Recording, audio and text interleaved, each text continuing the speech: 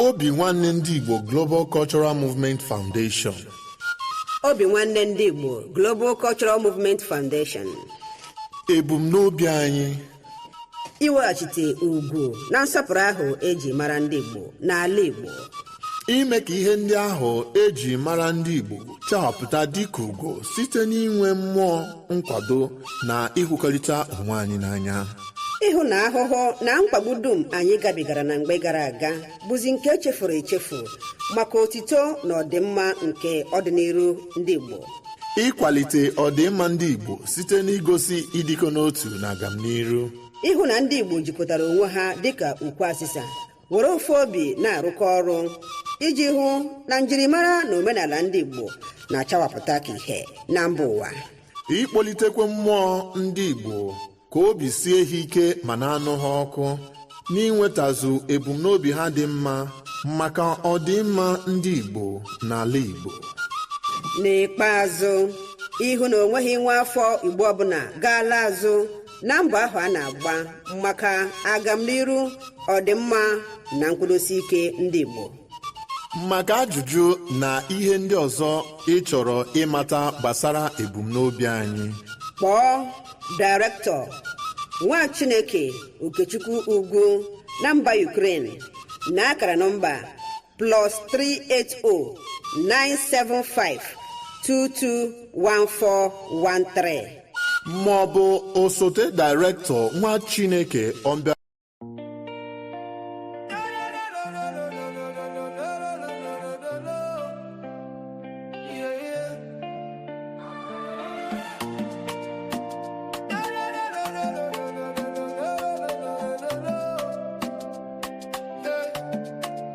From the streets of Amber, across the deep blue sea, a message for the children, for you and for me. Obinwannem is calling, can you hear the sound? The roots of our fathers are being found. We know they forget where we come from, the strength of a lion, the beat of the drum.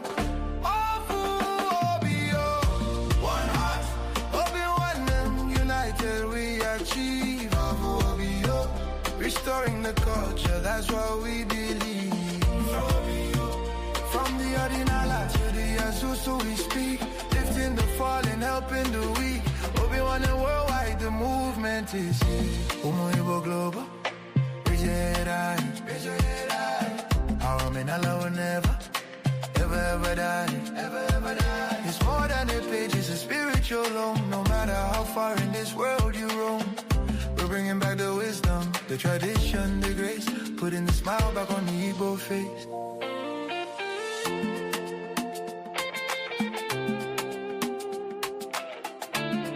Yeah.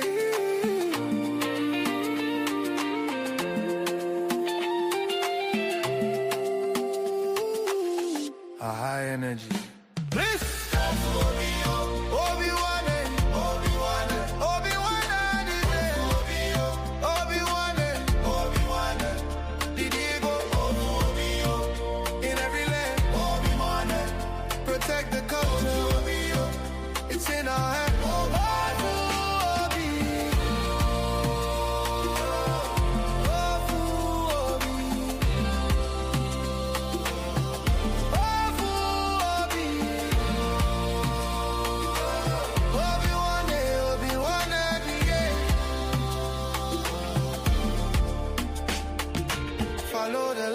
Follow the way, Obinwannem is leading the day. Keep the fire burning, keep the language strong. This is where we all belong. Again, it fades out with a final celebration.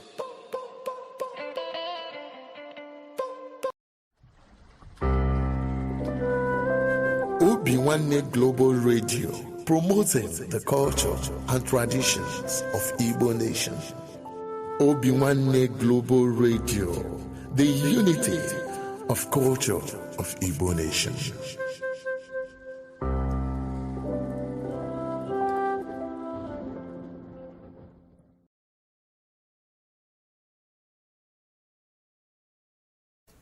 Oma, ugbu a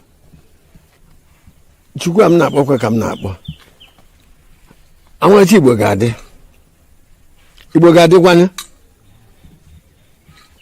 onwe iberibe aha bekee butere anyị Chineke ekwere ka anyị na-ebu ya anyị ga-anọ n'omenala anyị bekee nọ na nke ha ụmụ anyị ga-agụta akwụkwọ bekee gụta nke Igbo onye ya agwa nwanne ya okwu ya bụrụ onye Igbo gwa ha adị agwakwa ndị bekee were onu bekee gwa ha aja obodo na Igbo were onu bekee gwa ha ọ bụ onye hụ nwanne ya achị firifiri onye hụ nwanne ya firifiri ndị Awụsa anaghị asịrị ibe ha Yoruba anaghị asịrị ibe ha emere ndị River na ndị ọzọ anaghị asịrị ibe ha bụta ọ bụrụ ndị Igbo firifiri eme onye na-asịrị ọnụ ihe kwuru ma ọnụ Chukwu ana m yọgụ ka omenala Igbo mụmụ ichie ụmụnna bụ ike na-akwado m ekwadochie ike ka ihe Igbo na-aga ọfọ a ga-esiri kwesịrị ugbu a ihe anyị nọbụ agụcha n'ọjị ọwụwa ya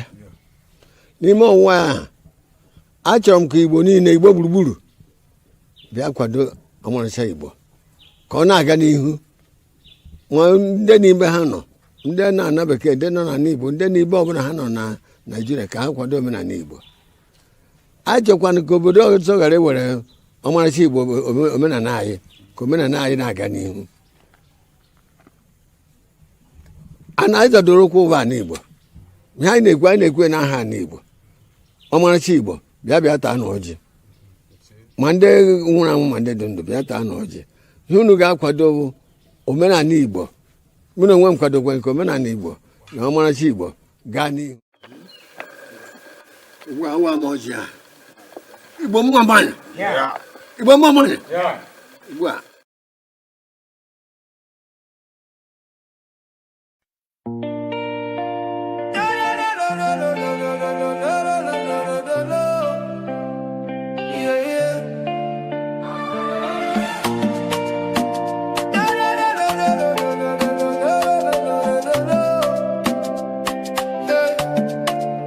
From the streets of Hamburg, across the deep blue sea, a message for the children, for you and for me.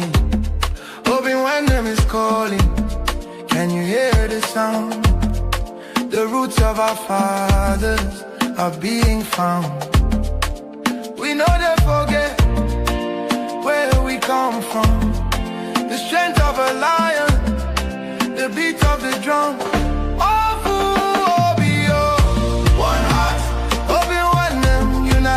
We achieve restoring the culture, that's what we believe. From the Ordinala to the Azusu we speak, lifting the fallen, helping the weak. Obinwannem worldwide, the movement is here.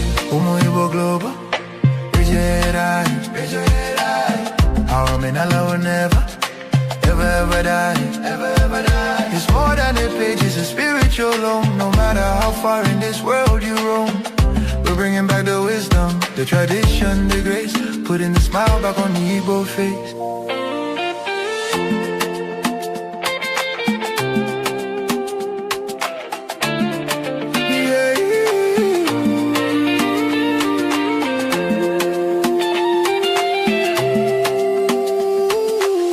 A high energy.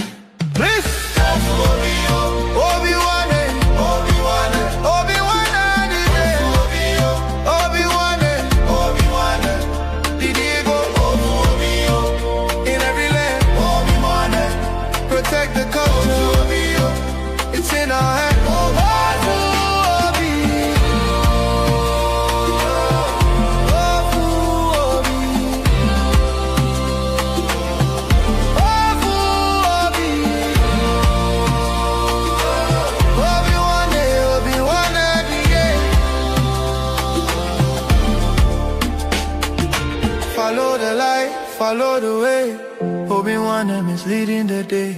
Keep the fire burning, keep the language strong. This is where we all belong. Again, it fades out with a final celebration.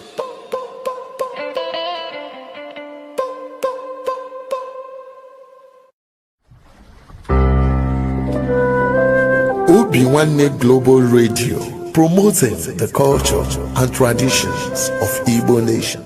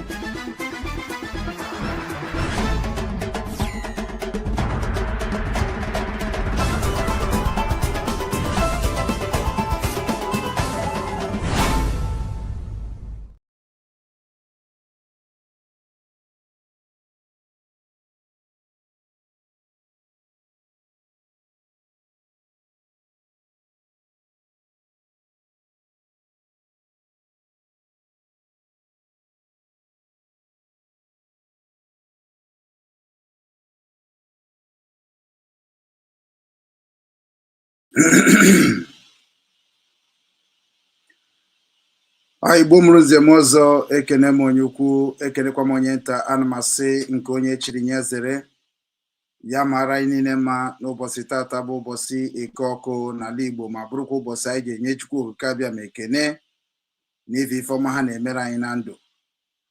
Tata bụ ụbọchị eke ma bụrụkwa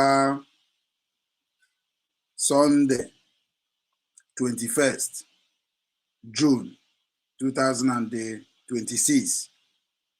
anyị na-ekene Chukwu okike abịa ma n'ụbọchị tata wee sị ya ketara anyị ife ọma, ketara anyị ọganiru, ketara anyị ịdị n'otu na nghọta nke ụmụnne, ka anyị ga-eji wee ghọta ife na-eme n'ala Igbo na ife anyị ga-emekwa ka anyị dozie ala Igbo. Ana m asị na ị na-esonyere anyị na ozi ọma nke anyị na-ezi n'ụbọchị taa, ka ịkaba ahụ wee na-atụsa anya bụ ozi ka ọ na-ejekwu ndị o kwesịrị mmasị, maka na udo ka anyị ji wee bịa n'ụbọchị taa. Anyị ga na-akọwara unu ka o kwesịrị isi na-ekwu na nghọta n'afa Chukwu okike abịa ma Obinwanne Igbo TV, Obinwanne News, ka anyị ga-eji wee na-eme ka unu mara na-enwekwana ihe megidere n'ụwa ka ife ga-eme hapụ ime. Onye megidere n'ụwa ka ihe ga-eme hapụ ime. So ya ka anyị na-ekene Chineke kere n'igwe na ala ka o si mee anya dị ndụ n'ụbọchị taa, wee na-asị na ọ bụrụ na ị na-agafete ya bụ ihe onyonyo a ma anyị mechaa ya, anyị na-asị ka i were afa Chukwu na afọ ọdịnala wee na-awọchị ya bụ ife onyonyo nke anyị na-eme n'ụbọchị taa, si na ha Chukwu okike abịa ma ekwere m ise ise ise. Ụmụnne m, dịka unu si wee fụ, Obinwanne abịagokwa ọzọ asọ onye ndu Obinwanne nke ndị Igbo n'ụwa niile. Ọtụtụ ife na-eme n'ala Igbo, ọtụtụ ihe na-eme n'ala Igbo, ana ife na-eme n'ala Igbo ka m chọrọ ka m na-eme ka ndị Igbo nọ n'obodo oyibo mara, na-emekwana ka ndị nọ n'ala Igbo mara data ife anyị na-achọ bụ ka ala Igbo ga-esi dị mma. Obinwanne Foundation Worldwide, ife anyị na-ekwu okwu ka ala Igbo ga-esi dị mma. Anyị nidiri ka anyị chara na-ebịakọta ọnụ ka anyị mara ife anyị ga-eme ka edozie ebe anyị, maka na ihe na-eme na be anyị na-agbaza ya anya mmiri. ihe na-eme na be anyị na-emezi na onwe ozi onye maziri be nna ya. Ihe na-eme na be anyị meziri onwe ozi onye ma aka nri ya na aka ekpe ya. So ya ka anyị ji wee sị ka anyị bịa n'ụbọchị taa ka anyị gosi unu ya bụ ife onyonyo nke ụmụnne anyị na-ewetara anyị n'ala Igbo and ihe ụmụnne anyị na-ewetara anyị n'ala Igbo ka anyị ga na-etinye ọnụ. And topic anyị n'ụbọchị tata ka anyị hapụ ijeta aka. Topic anyị n'ụbọchị tata bụ reason why you should go and get your PVC. The reason why you should go and get your PVC as an Igbo man, as an Igbo person, as an Igbo woman, and join politics to defend your community. Maka na ife ga-eme gị n'ala Igbo ma ị joinere politics, ma ị join her politics, ma ị na-ekwu okwu restoration of Biafra, ma ị naghị ekwu okwu restoration of Biafra, ma ị na-ekwu okwu ọdịnala, ma ị naghị ekwu okwu ọdịnala. Achọrọ m ime ka ị mara na ozi ọma m ga na-ezi gị n'ụbọchị tata ga na-adị record and ga na-adị documented. Aga m agwa unu dat na o nwere ife mekwara n'ụwa a, o nwere ihe mere o nwere ihe megiderenu ka ibegide akwa ka anya mmiri gị wụọ ọbara. Otu ọbụla si na anya mmiri ka ị ga-ebe. Ya bụ na enwetago m information, enwetago m ozi nke ndị ụmụ Igbo na-ezi m. A na-ezi m na-asị m ka ebe m kwụ akwụ, kedu ihe m chọrọ ime, kedu nwaanyị ji wee na-ekwu maka Igbo, na-ekwu maka Biafra. Wee na-agwafe otu okwu m ga-agwakwa unu tata bụ nnukwu ụbọchị. Many of you people eso na m very very well, mana unu na-eso m with ekwuru n'anya ukwu. Ndị hụrụ m n'anya ka m ga-eso, ndị mma my value ka m ga-eso. Ọ bụrụ na ị na-eso m n'obi nwanne ndị Igbo, na-eso m n'obi nwanne TV, na-eso m n'obi nwanne Igbo News, gee ntị ọfụma. Anyị ga-amazi mbe na bụ nke bụ oke, ke ndị ahụ bụ ezi oyi gị, ke ndị ahụ bụ ndị sịrị dat na iwu ka ọ bụ dat na ife ahụ ibu n'obi ga-abịa na mmezu. Oge erugo. Asị mgbe ihe eji mara onye fụrụ gị n'anya, mgbe ihe eji mara onye fụrụ gị n'anya bụ ọ bụrụ na ị declare your intention. Mgbe ihe eji mara onye fụrụ gị n'anya bụ ọ bụrụ na ị nwee nsogbu. Asị onye Igbo mbụ, anyị niile ghọtara na anyị niile ma ife na-eme n'ala Igbo. Na ife a na-eme n'ala Igbo ọ nke a na-agba m anya mmiri. Anyị afụgo ka o si akpọtụ na social media. Unu fụrụ program me yesterday, a lot of ndị be anyị kpọọ m wee na-asị m na ha eso na m ọfụma, na ndị ahụ na-etiri mgbe, na ndị ahụ na-akwado, na ndị ahụ na-akpa afọ ada akwado m, na ndị ahụ na-akpa afọ bịa na-eseti m trap.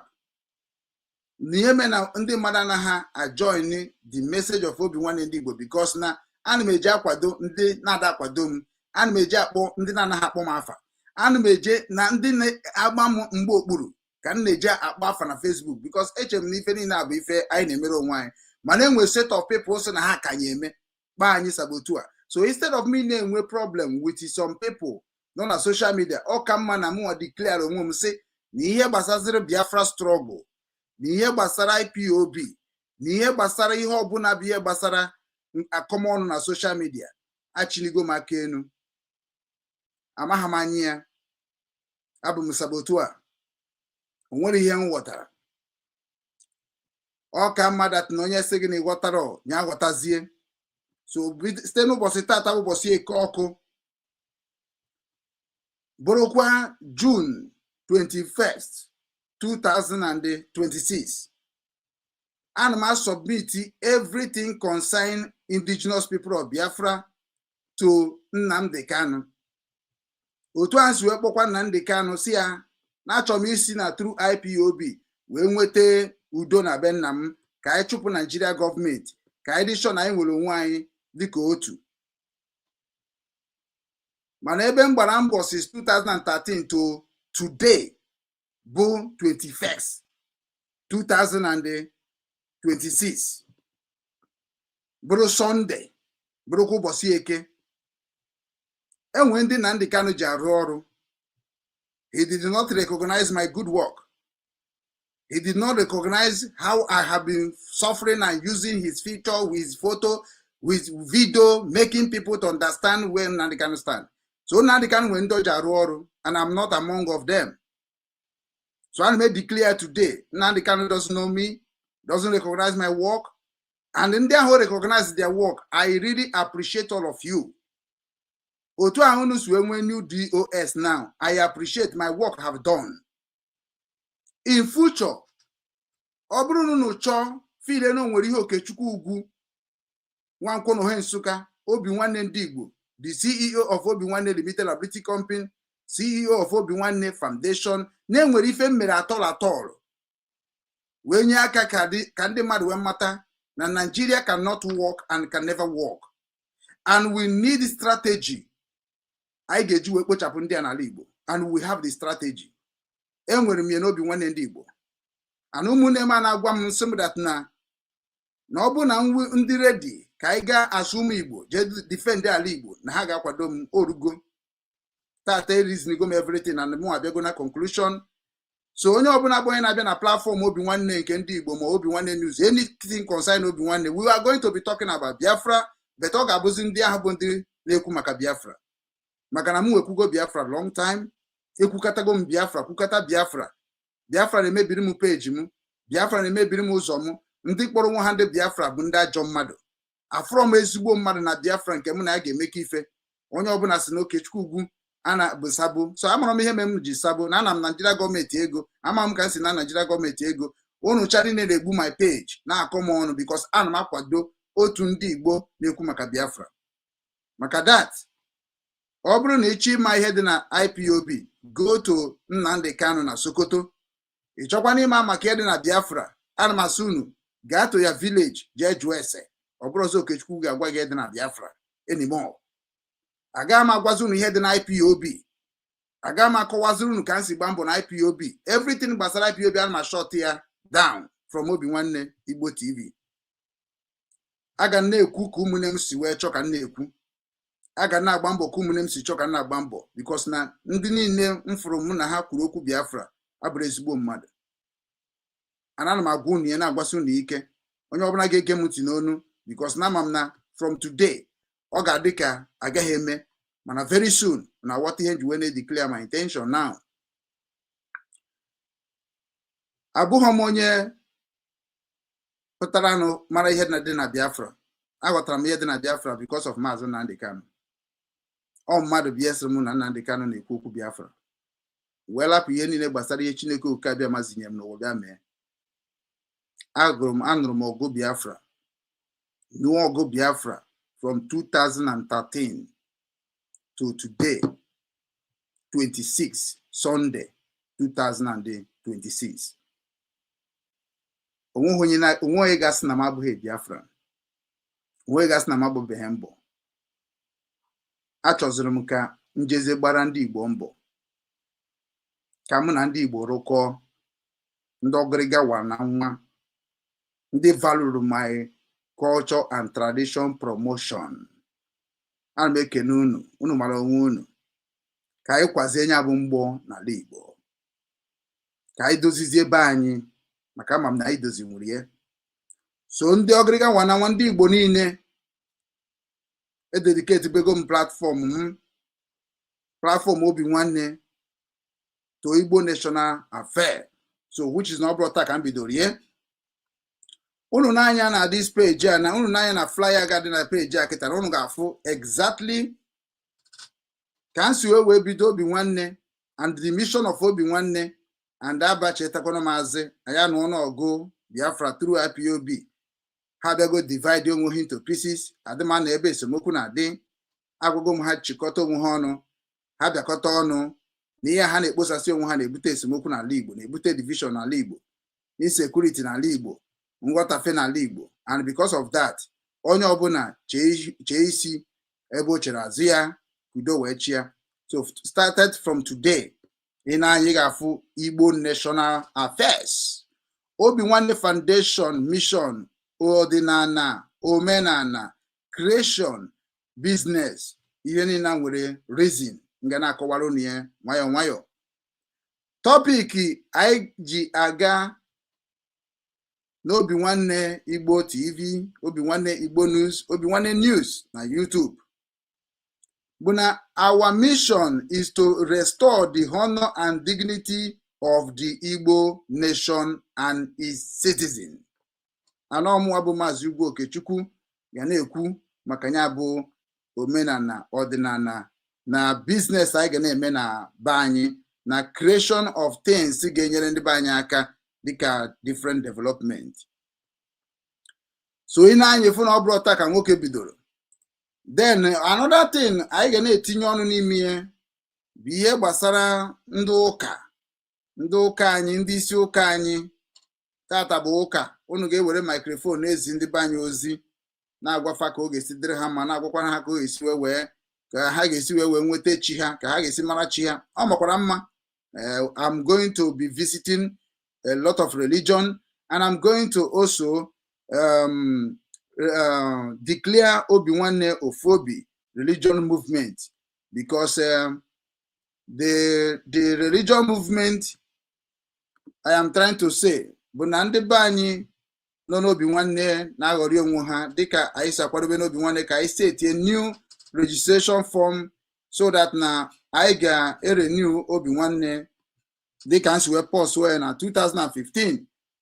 I get renew kwa very soon, so mgbe ahụ na m ga-emekwa ka unu mara. Anyị ga-work with everybody. Onwe onye anyị ga-asị na anyị na ya ma arụkọ mba, maka na ndị be anyị na-agha aghụghọ, a na-agha ha na-aghọ. Anyị ga-eburuzie microphone anyị je ha n'ọnụ. So achọghị m inwe enemy Biafra again. Achọkwana m inwe enemy na social media. Onye sikwana na o nwere ife ọ chọrọ ịma n'ihe gbasara ife ọbụla m na-ekwu, ya bịa jụọ m ajụjụ. Mana ị na-ajụ m ajụjụ, ị ga-akọwawa onwe gị ọfụma ka ọ waruo ya n'isi. So anyị ga-agba mbọ fụ na Obinwannem Media ala Igbo ga-eje visitie all the religion leaders, because anyị chọrọ gịnị? Anyị chọrọ ka anyị dị sure na anyị ga-ama ife na-eme na be anyị, marakwa ebe ha stand, ka anyị na-agbago n'iru wee na-achọ ka anyị dozie be anyị. Unu na-anyụ na afụ na ihe na-ese okwu na be anyị kịta na-abụ na enwe ndị si na Biafra ka a ga-eji dozie ala Igbo, enwe ndị si na ọ bụ Nigeria ka a ga-eji dozie ala Igbo.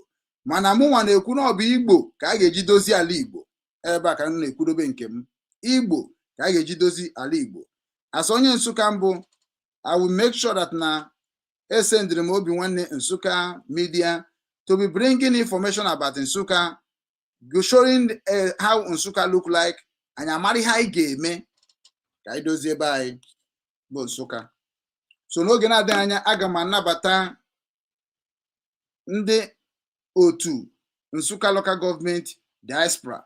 N'oge na-adịghị anya, anyị ga-esendịrị ha information, anyị ga-esendịrị ha ya na-akpọ anyị ga-esendịrị ha invitation.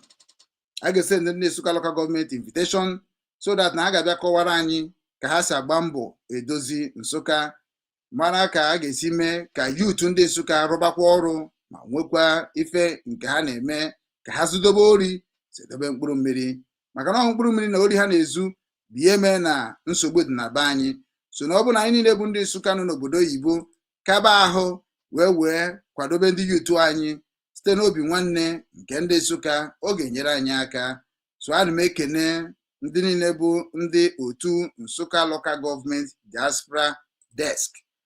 Ị bụrụ onye Nsụka nọ n'obodo oyibo, contact this number, maka na ya bụ ga-eberigo na mgbagbu na ozi anyị na-enweta na ya chọrọzi ka a na-akọ ogologo akụkọ. Onye mara ebe ọ ga-ajoin wee dozie village be nna ya join ya kịta, maka na ọ bụrụ ọsọ ikwu okwu na social media ka anyị nọ n'ime ya. Ana m ekenekwa ndị niile bụ ndị nke valụrụ n'ọrụ aka m na social media na-asụkwuru n'ose etigo ebe ọbụla m hapụrụ unu, ana m asị unu misie m too much, unu ma contact number m. Onye ọbụla chọrọ ka nyere ya aka ma ka m promote orie anything na-eme dịka business dịka isi wee fụ na anyị nwere nya bụ platform anyị ga-eji wee na-agbala Igbo mbọ. Ị na-anya ọ bụla ifolobeghị Obinwanne News, ịkaba ahụ jee folo ya, maka na anyị na-abịa nke ga-egosi gị ka ị mara na okenye ada aka nka na-egwu ma gba. Ị na-anya Obinwanne nwere ọtụtụ ngalaba dị iche iche. Aga m achọ ndị be anyị nọ na politiks, aga m achọ ndị ọgaranya be anyị, and dịka nna gwa unu ya, Igbo niile bụ ndị chọrọ ka e developụ ala Igbo. Ana m volunteer Obinwanne ndị Igbo Global Cultural Movement Foundation, Obinwanne Foundation, and Obinwanne Limited Liability Company to work with all of you so that na anyị ga-edozibe anyị develop anyị, because onweghị onye chiri anyị aka na onweghị onye ji anyị aka na onwekwu onye chiri anyị aka na gọta. Ama m ife a ga-eme ka edozi ala Igbo, and that is why we dechere unu meseji dị iche iche. Unu wee chuzuru na I have to stand one place, either Igbo nation or mụ stand there for Biafra United States, which is na o nwere ndị isi na ha ka anyị wee mara ihe dị na Biafra. Ha enwego ndị isi, enwere ndị nọ na Biafra United States gọọmenti, according to ndị nọ n'ebe a sị mụ hapụ onye nke ahụ ma akọzini ọnụ ma agwazini okwu. Then na-ekwukwa maka IPOB, asị m ekwuzina na mbụ sabo. Na-ekwu maka ka anyị ga-esi bịakọta ọnụ, ndị isi Biafra ga-esi bịakọta ọnụ, asị m na onwere ka light and darkness ga-esi wee nọkọ ọnụ. So automatically ndị mụ na-eme agwakọtago m sị oke na udo dị na today na aga m emeke my decision, na na-emekego my decision so that na onye ọbụla bụ onye chọọ ka edozi ala Igbo, ị nọ na real estate, ị nọ na business, any type of business you are doing, we are going to support you, we are going to promote you, we are going to work with you, we are going to partner with you, we are going to make sure that very, very, very strong security in Igbo, and are going to work with all the traditional rulers of Igbo land and all the governors and senators and the church leaders. Are we going to work with all of you? Because message, and I'm going to partner with a lot of foundations that well meaning for Igbo people, because now aga m egwakwa ndị be anyị na-echefu m ha echefu na ọ bụkwa ka ha si wee chọọ ka ha si mee, mana ikpeazụ ka m chọpụtara na ha bụrụ ezigbo mmadụ. Ndị Igbo abụrụ ezigbo mmadụ, and mgbe ndị Igbo ga-realize mistake ha, ọ ga-adịrị ha too late. Ya ka m ji wee sị, I will go back to where we start. Anyị ga-anachakwazi ebe anyị bidoro. Ihe niile a na-ebe a kịta na-abụ ndị rigoro ego Obinwanne, rie ego ụmụ Igbo n'ụwa niile iji gba mbọ fụ na the mission of Obinwanne n'ala Igbo come to pass. So we are going to recall them, anyị ebidokwa ọrụ anyị dịka ọ dị na gbogbo wee mara ife anyị ga-eme ka anyị defend ourselves. Our governors, ị nọ na APC, ị nọ na PDP, ị nọ na AAC, ị nọ na Apụga, ị nọ na kedu nke ADC nke Peter Obi or whatever, ebe ọbụla ị nọ mara na ihe anyị na-ekwu okwu n'ala Igbo ga-adịrịrị m ọzọ. Igbo land must be great again. Thank you as you are listening. Anyị eziga ozi zigara ndị o kwesịrị ịdị. Ọ bụrụ na ị nọ na social media, gbaa mbọ fụ na ihe na-eme ebe idozibe anyị, gbaa mbọ fụ na ị na-ekwu bụ ka esi dozi ala Igbo. Ọ bụrụ ị nọ na social media, support development of Igbo land today, tomorrow, because na ụmụ Igbo ji ego erika, and ụmụ Igbo support go struggle very well. Enwetago m information m chọrọ, ego erigoro eri na-ewere edozibe ala Igbo straight forward. Anyị ga-eme ebe anyị ga-anọ. Onye ọbụla na-asị gị that na Igbo alọvụrụ Biafra bụ asị. Onye ọbụla na-asị gị na Igbo hetiri na ndị Kano bụ asị. Because na try ya na m wee fụ information m nwetachara. So ha ncha niile ekwego nkwa na anyị ga-eje dozie ebe anyị na-ebido n'ọdịrị mapụ bilo na ebe ka m ga-ekwudobe. So ọ bụrụ na ịma ihe ị na-eme, keep on. I support you. Iwetere m ozi zie, aga m ezi. Ị bụkwara na onye Biafra bụ onye sịrị eme ihe ga-eme ka Biafra bịa to yourself, na ị chọrọ ka anyị promote, come let us promote you, na anyị ga-enye gị terms and conditions. Kịta abago m ije dozibe nna m, anụnụ m ife ọ bụ so na mụ achọghọzi nke ọ ga-abụ na-ekwu na Facebook ọ na-ebute ọgbaghara maka na onye avalu n'ogi don't value am onye anaghị support gị don't support am you have to move forward maka na site n'ike nke Chukwu okike abịa ma onye nwa bụ ihe kere aka oyibo ka emiri ọ ga-amụ all of us Chukwu kere anyị ka ihe anyị ga-abụ I have tried. I need to go and develop my land. I need to go back home. I need to do what? I need to go back home. Achọrọ m n'ala be nna m ka nje dozie be nna m na-enwere m akọnuche a ga-eji dozie. Then anyị ga-aba na topic anyị today. Ka anyị ba na topic anyị today. Topic anyị today bụ gịnị? Onwekwe any question ị nwere jụọ m. Onwe any question ị nwere jụọ m. Ka nkaba ahụ tinye nọmba.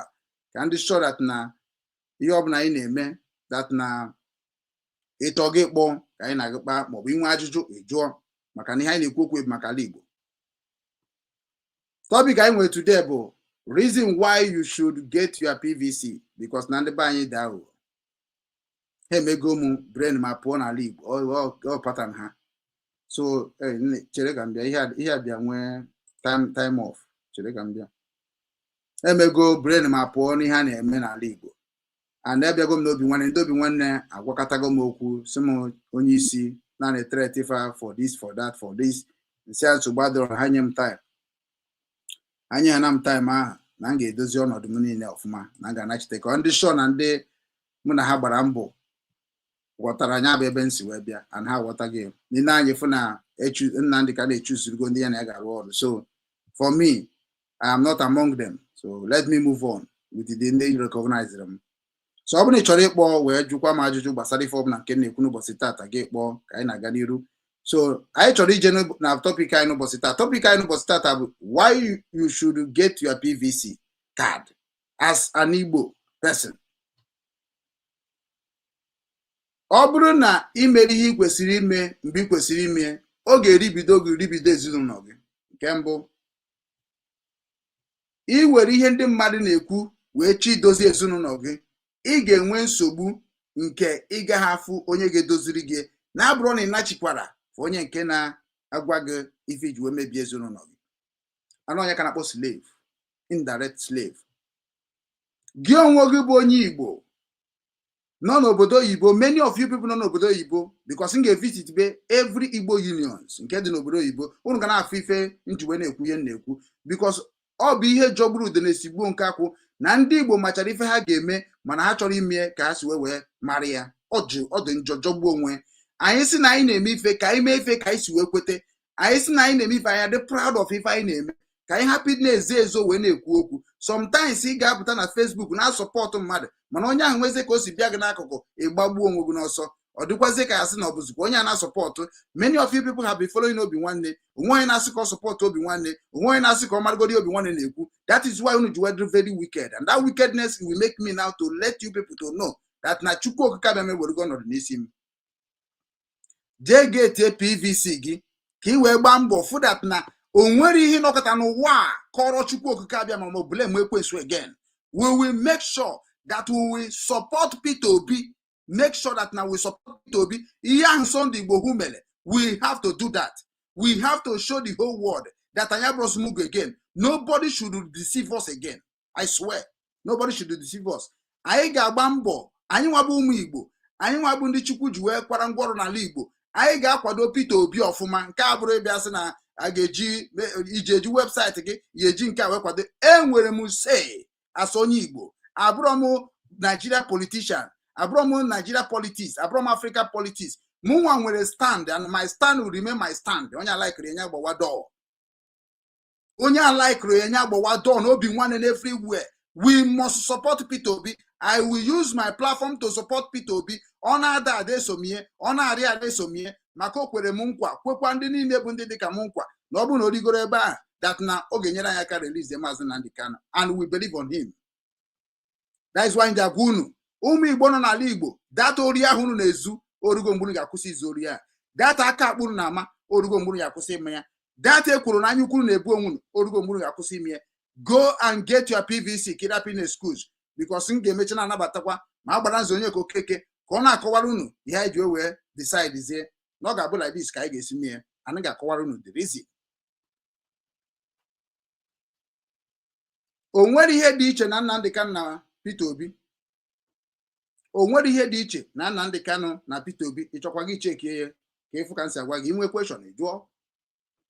Mana comment section, adịma like ịnabata question na comment section, so you must come on screen. Ana m ayọkwa unu n'afa Chukwu, were nke unu jebe. Ị chọrọ ịma ihe dị na IPOB, go to Nnamdi Kanu or go to ndị new DOS or old. Ha nwere ndị na-achịfa. Dịka nsi wee kwuo maka ndị join. They did not recognize me. They don't know me. Ana m eme ife niile n'efu. So I am going to now show them that na the morning engine all with them, withdraw go me. So ọ bụrụ na ha chọọ mmụọ ahụ again, then ha kpọọ m na enwere m office n'ala Igbo. Very soon declare offices Obinwanne, ma secretariat Obinwanne, ma research center of Obinwanne, Kunumana Obinwanne akwadogo ọfụma. Whatever. So anybody bụ onye chọrọ my service ga-eje na office Obinwanne. So right now, Maheji, because of na Nnamdi Kanu recognize ọrụ aka m rụrụ with him many years, or maybe DOS mụ na ha rụrụ ọrụ recognize ọmụ, or Simon Ekpe recognize ọmụ, or Ngozi Orobeze recognize me, we hate TF. No, I will not hate them. So ihe ngeme bụ ijiri nwayọ kwakọrọ ngwongwo m na so ya kwakọrọ ngwongwo m na anabago m n'ala Igbo be nna m. So onuze n'ala Igbo be nna m, enwere m equal right to everybody. Mana ibe na Biafra struggle, I don't have equal right, and that is why I withdraw finally, so that na onwe onye gasị na mụnwa na-ekwu okwu na-agbagoju ya anya. Because na unu chani nọ na social media bụ ndị ajọ obi. Unu achọrọ ime ka ndị ahụ bụ ndị kwesịrị ịma na ihe na-ekwu bụ eziokwu ka ha mara. So onye ka nji wesị instead of ịbịa kọjọba nwanne nwoke ọ kọjọba nwanna m na ihe gbasara ihe m amarọ, ihe unu ji aka unu chụzuru na-eme ihe unu likere. So ka m follozie ndị Igbo, follozie ụmụ Igbo, follozie the meaningful Nigerians worldwide, which mụ na ha ma n'ụwa niile. We must make what? We must rebuild our home. Ebe ọbụla ha na-aga na anyị ga-eso ha. So Chineke ekene dịrị gị na unu nwa bụ ndị nke mara ihe dị na Biafra, jisie n'ike na-abịanụ. Anyị ga-eji Igbo na-abịa. It's two ways. Unu na-abịa, anyị na-abịa. Ọnya bụ iji ofe okwute tugbo unu na-abụ. Asọrọ m na unu emere ihe Biafra, mesibe n'ike na mụ nwa dịgo a reserve go mụ my energy to Igbo nation. So Igbo nation ka m ga-eji bịaba. Ịbịa na Biafra struggle, ịbịa na Biafra United States, enwere Igbo nation. And Igbo nation bụ ebe na-asụ asụsụ Igbo, ma na-ede n'Igbo, ma na-eme gịnị, ma na-akọwa n'Igbo. So ọnya mere na mma wọkụ with ndị Igbo bụ ndị na-asị m ka anyị rụkọ, ka anyị gbaa mbọ fụ na edoziri ala Igbo. Business niile dị n'ala Igbo must be start developing now. Real estate anyị ga na-eme, anyị ga-join kwa real estate very soon. Unu mana mgbe na-agwụ na ihe gbasara na mụ achọrọ ya. Why? Because of na ka esi eme na ka esi edozie, ka esi enweta ya dịrọ mma. People are complaining. Mana kịta na-enwego m companies dị iche iche degoro Obinwanne, which is very soon. I will be declaring them. I will bringing them a platform. Ka anyị bido ogo na-ese eti maka na ọkwụna onye dị ndụ na-akọwa maka ife ọ ga-afụ echi. Onye dị ndụ na-ekwu okwu na ya ga-abụ Biafra, and mụ achọghị ịbụ Biafra hero nke unu na-ada asị onye abụ Biafra ire onye egwure ọ bụ Biafra hero. Mba, chọrọ m udo ya. Ihe chọrọ ịbụ nwa nkwụnụ ha Nsụka, nwa mmaji nwụọsị nye m na amaji si kọwa maka mamaji. My senior brother megidere dị na Masọpụ ọ nwụrụ. Masọpụ 20,000 naira ọrụkọ ihe wetara na mgbe n'irie ọ bụ ejogburu dere sigbo nke akwụ. Mgbe nne m nwụrụ, IPOB nwere ihe ha mere. Did not even come condolence, nwere ihe nothing. And all those things nna m Igbo ekwugo si na ọgụwa ga-eji aka gị chụzuru ka esi rụọrọ m ọrụ. Ebe ọbụla ijere m eso gị. So ya gaziere Igbo niile dịka nsi wee gwa unu, join politics to defend your community. Politics bụ ma Biafra ma IPOB, ihe dị na politics. I am declaring all of you truth. Unu ga-eji wee tete n'ụlọ kịta maka na anyị ga-eme iticha n'ọgbọ. Onye ọbụla na-ekwu maka ọdịmma nke Igbo, I will work with you. Onye ọbụla na-ekwu maka ọdịmma nke Igbo, I will work with you, and we will make sure that na ndị a na-ebutere anyị ọgbaghara n'ala Igbo na ha chaghị na-ezere anyị n'ụzọ. Anyị ga-eme ihe gbasara ndị Igbo na-eme ka o kwesịrị isi na-adị. Onye ka nji wee gwara ọrụ ka Chimezie for mụ nwa ịrụkọ with you. Ị ga-agba mbọ fụ na isepụrụ aka n'ihe dị na DOS and ihe dị na IPOB and ihe dị na Nnamdi Kanu. Let us move on. Mana ị continue na-eme datin, ị ma na m ga-jam gị n'ala Igbo again. Ifuge and mụ agaghị like ijam gị na ebe ọ ga-adị njọ. Remove your mouth, remove your life from IPOB and Nnamdi Kanu. Maka na ị continue na ya, ị ga-enwekwa the same breakdown. Ihe ndị a tinyere m, ndị a kọsụrụ m ihe a na-akpọ damage in my life. Mana by state ike nke Chukwu Okike abịama, m ga-egosi that na truth shall save all of us, and there is nothing you can do in this life to protect truth, to defeat truth. O nwere ihe ga-emene n'ụwa ka ikpuchi nwa eziokwu. maka na ikuku kwuo agafe ike ọgwụ. From now to this year ending, unu ga-ama ife merenu nji wepụta wee kwuo okwu a. And ihe nji wee kwuo okwu a kịta na bụ na spirit niile bunyechara ha na-enweghị recognition. These people ha digide wicked nke bụ na ha ga-egbubezi onwe ha very soon. So na mwepụ my spirit to them ka ha wee value maka asị that na onye bịara iku nwa bịara iku nwụọ ọwụ na-adị ya. Ana mgbe ihe eji wee mara uru mmadụ bara gị bụ ọ bụ na onye esi gị n'akụkụ pụọ onye ka eji mara uru ọba. So anyị nwa na nwaanyị na-achọ ka anyị gabazie n'iru wee je dozie ala Igbo. Now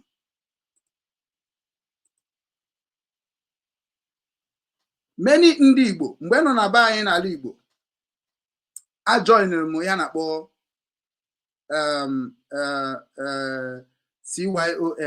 CYON bụ ndị ụka. Very soon ga na-ewetara unu foto niile ahụ ka unu na-afụ maka unu na-asụ unu ka m wee bụrụ ndị ụka. Na Okechukwu bụ onye arụsị. Okechukwu anaghị efe Chukwu na Okechukwu bụ ndị arụsị. Amarọ m onye nyere unu that narrative. Ibe n'obi nwanne asị m na m hetiri Jizọs yadagoro ya mere ha na-aghọtafe ife dị n'obi nwanne na-achị ha ọchị. Right now anachekwana m back to Jesus Christ. Na ife na-ekwu anachego m back to Chukwu okike abịama. Anachego m back to Allah. Anachego m back to Yahweh. Anachego m back to Masha. Ihe niile ahụ nna m kere n'ụwa maka ọ Chukwu kere ife niile anachego m. Onye ọbụla je n'obi enye m ihe nke ruru ihe. So anyị ga-arụkọ wit ndị ụka, anyị ga-arụkọ wit ndị ọdịnala ndị omenala. Onye ọbụla na-eme ihe ọbụla bụ nke Chukwu na-achọ anyị ga-eme ya. So achọrọ m ka m ngawa n'iru wee wepụtara unu ihe nji maka ya wee bịa n'ụbọchị taa maka na ọtụtụ okwu adịrọzi n'ụka mgbede. The reason why you should join the politics of your village is what I'm going to bring now. So automatically anyị na-eje na Nsụka, anyị ga na-ewetara unu ya with page ọbụla onye ọbụla mere ihe ọma na social media wetara ezigbo video. Before ndị Obinwannem na-eweta original video from their own area, reporting from their area. Then anyị ga-ejigodo nke ndị ụmụnne social media. So nyenụ m ohere ka anyị gaa na Nsụka na Osolo standard TV. Go Solo stand and TV, something like that. So nke ahụ na-abịa na Nsụka be nna m. So let us bring it. Kunu wee fụ ihe unu kwesịrị ijije weta PVC. Ọ bụrụ everyday na were ihe dị n'ala Igbo na-eme content ahụ unu ji na-eme n'ala Igbo emebi ihe mere m iwe ji wee msị mba. Anyị ga-etinye ọnụ wee mara ife a ga-eme ka ndị be anyị wee mara na ọ bahụrụ na eji unu ji ihe na-eme n'ala Igbo wee na-akpa ego. It will not happen again. We are going to bring everything live and make you people to understand. Onye na-eme ọfụma anyị ga-agwa onye anaghị eme ọfụma will tell you. And as we are working with our people, our Igbo people, our politicians, our traditionalists, anything onye unu na-agwụ afụ na ihe ọbụla ntiri aka to God ị ga-aghọtakwa eziokwu nakwa aka nka na ya. So unu n'anya ebutego m ihe nke a kịta na-abụ ihe na-eme ozi na ihe na-eme na Nsụka right now. Ka anyị gee ha ntị maragodi ife ha kwuru. From there ka anyị gee fa ntị mara ihe na-eme na Nsụka now. All right, good afternoon the banye. Otu akọcha eme na total roundabout Nsụka Sado. Ine na kịta ihu ma machine mgbe niile keke everywhere. In fact, the whole road is blocked.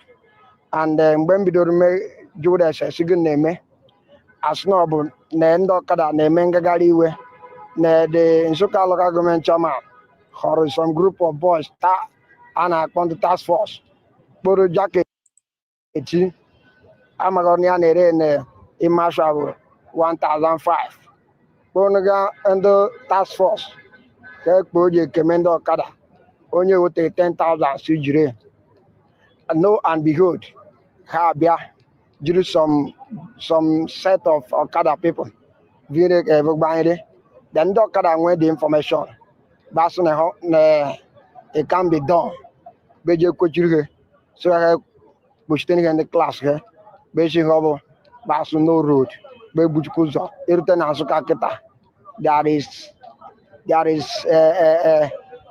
noise everywhere biko Nsukka Sado kunu sara tomorrow the niye no eme tomorrow is here.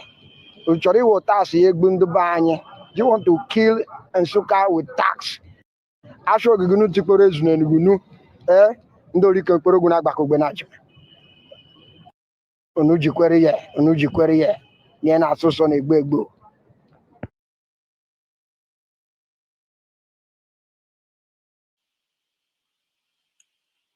Ọka o mere nwanne anyị nwoke si na ihe na-asụ ụsọ na-egbu egbu.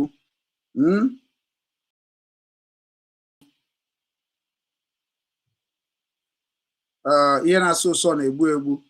Yes, ị na-anya ị ga-afụ ife m wetara unu ebe a kịta na-abụ ife na-eme na Nsukka. Gọvanọ Peter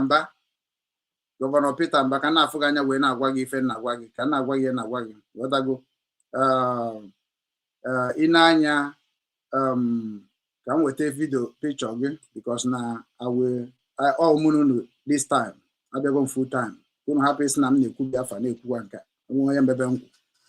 Gọvanọ Peter Mba ndị Nsukka na-complain about the tax and na-complain kwa that na ị naghị echekwa ụzọ ha ọfụma ma na-elekwata ha anya ọfụma and onye nwa behind wee sị na APC will not take control of Nsukka again. We are going to make sure that APC did not even near any Nsukka anymore. And your regime, you are not going to enter that seat again. Can you direct? I know Yoruba media, Hausa media, and then they claim you are not going to enter that seat again because no one he mean that place. Seriously, Governor Peter Mba. Because now you know so ezununu na akpa unu konoma and that in jogburu na esigbo nka kwanya bi ebutere agitation everywhere. And obugo no bia una na claim na ya una choro ka ina agitation na ina agitation gbasara if I choro ka break away from dungeon of Nigeria then abia una bia ze were zuza awo we na emegidekwa anyị na egbu anyị so anya chorozie so obu that unu sizie that na anyị ga-eso unu we na edozi obodo say anyị choro isozi unu we na edozi obodo and as Obinwannem Foundation we must be reporting every single thing that's going on in Igbo. Very soon, Obinwannem Media, we took off everything that woman and government obodo. I gonna wepụ here. And onye ọbụla bụ onye kpara ndị Obinwannem Media aka. Una mano ebe aka m ga fight is in my own fight. And the whole world will see it. Because when you do one agwam na bro, go and join your people to do politics. Even a cardinalize go and join politics to get whatever you want to get. Ọbụ na onye na-etigi ihe tiwara ya. Okay, say me, o nwere ihe mmadụ ga-eme n'ụwa ka o mere ka o gbuo gị ma ọ bụrụ that na enwere ihe merie enwegoro ihe merie ọ bụrụ na onwegoro ihe o gbuo gị then ọ gị nwa mgbe aka enwetazi evidence of ị ga-eji wee gbaa ya akwụkwọ na court of the law because we believe in court of the law.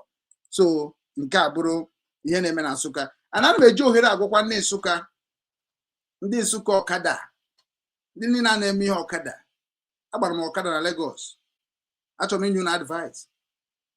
Enwere ha na-akpọ union. Ọ bụrụ nọ na union ụdị ihe a mee enwere m ike ịnọkọta advice unu onye ọbụla Gọvanọ Peter Mba wetere na be unu ga-efie na ya onye ọbụla bịara ịnapụ unu right unu because mụ na ụmụ na preach kwa peace o na-abịa n'ihe gbasara politics mba adị m aka m bụ freedom fighter so I will fight that politics. I will fight them. So when we fight them, can you join a party? I know why I'm saying it. Join a political party of your choice. Massive join and can gain my limit. Massive join and massive join. But imagine political party like join here. Manamu and make and buy mara one thing. Complain the very, very bad. A juro complain when Marandi. Ndi Igbo anaghị eme complaining. Ụmụ Igbo adịghị ejebe complaining. So unu chanine na-agba ọkada. Ọ bụrụ na ihe gọvanọ, president gọvanọ maọbụ local government chairman na-eme adịrọma. Join yanụ gbaa mbọ fụ na unu nọ mgbe a na-eme ihe ọbụla na-eme ka etinye onye ọzọ n'ọchịchị. Onye ka Peter Obi ji na-agwa unu na this time na-aga anwụ na-aga-anwụ aga agbawo aga-agbawo. Onye ka nji wepụta na ya na maka na okwuo na ka freedom fighter. Maka freedom fighter abụrụ so only mgbe na fight for Biafra. A freedom fighter in a fight go for the peace of your family. In a fight go for the peace of your friend. Or freedom fighting. You are fighting for peace of that thing you are fighting for. So that is why ndị agwụnụ bụ ndị Nsụka bịakọta n'ọnụ very soon. Mụnụ ga-arụ, aga m akpụ unu oku, aga m agada unu very soon. All the Okadas nọ na be anyị maka na onye ka nji join na Nsụka local government in diaspora. Anyị ga na-promote every business unu na-eme. Anyị ga na-promote all the security outfits nọ na be anyị. Anyị ga-agba mbọ fụ na Nsụka be anyị dịkwa ebube again maka amamihe unu mere. So na ọ bụrụ that na unu chọọ i-defend your community, ị ga-join that people. As if you cannot win them, join them. So I believe in Lokwa now. We must join our Igbo politician to know what is going on and to take our right. So nini ha unu na-ekwu now na Peter Mba na theater asa kebe governor kebe that local government chairman unu una mahazibe local government chairman je na ebe ahụ unu je ebe ahụ enwe ka esi eme ọ bụ na unu won no papa ha ekwe unu bring everything down. Unu kwesị ibido revolution. We don't need to pity for anybody. Ọ bụrụ na chọkwa ka unu dị mma, unu ga-etete n'ụla kịta. Onye ka nji ya support Igbo youth politician, Igbo youth ndị a niile na-abata kịta ka ha baa na party. If ọgaza support ya, anybody a na-post here, baba na politics. We need to conquer the politics. Ihe ahụ ị chọrọ ime na the struggle of Biafra. Bịakwa mebe na politics now. Because na as that na ofu anya juice ugwo ka anyị bụ now. Maka na ọ bụ na ndị a nweta anyị bata n'ime ịfụ ma gị na ihe niile na-ekwu ana onye egwuregwu okwu ya disi na na-ere ebugasị ụmụnne anyị nwanne ọ bụghị Biafra gaza anyị ọ bụrụkwa ya na-ekwu na social media gaza anyị ọ mụ na gị na-abụ gaza onwe anyị ọ mụ na gị na-abụ ga-abụ ọfịa ya echekwaba anyị ọ mụ na gị na-abụ ga-atụ ego ezigbote egbe ọ mụ na gị na-abụ ga-atụ ego machine eji echekwa obodo ọ mụ na gị ga-atụ ego kamera tinye n'ebe niile ọ mụ na gị ga-abịa gwa ndị niile nọ n'obodo oyibo ka weta ego ka edozie ebe anyị. I am going to volunteer myself for that. So mụ achọghọ mmadụ na complain. Very soon aga m circulate my letters, my information to the Nsukka senatorial zone. M ga-agba mbọ for that na anyị nọ kwuo okwu ka ofu ọnụ. Mma akpọbatakwa onye isi anyị bụ onye isi anyị na diaspora. M ga-akpọbata ya with executive here. So ihe ọ bụrụ na ọ chọrọ na Nsukka, we are going to deliberating on that. Ọ bụ nna m ka ọ bụ ọma na n'iyi.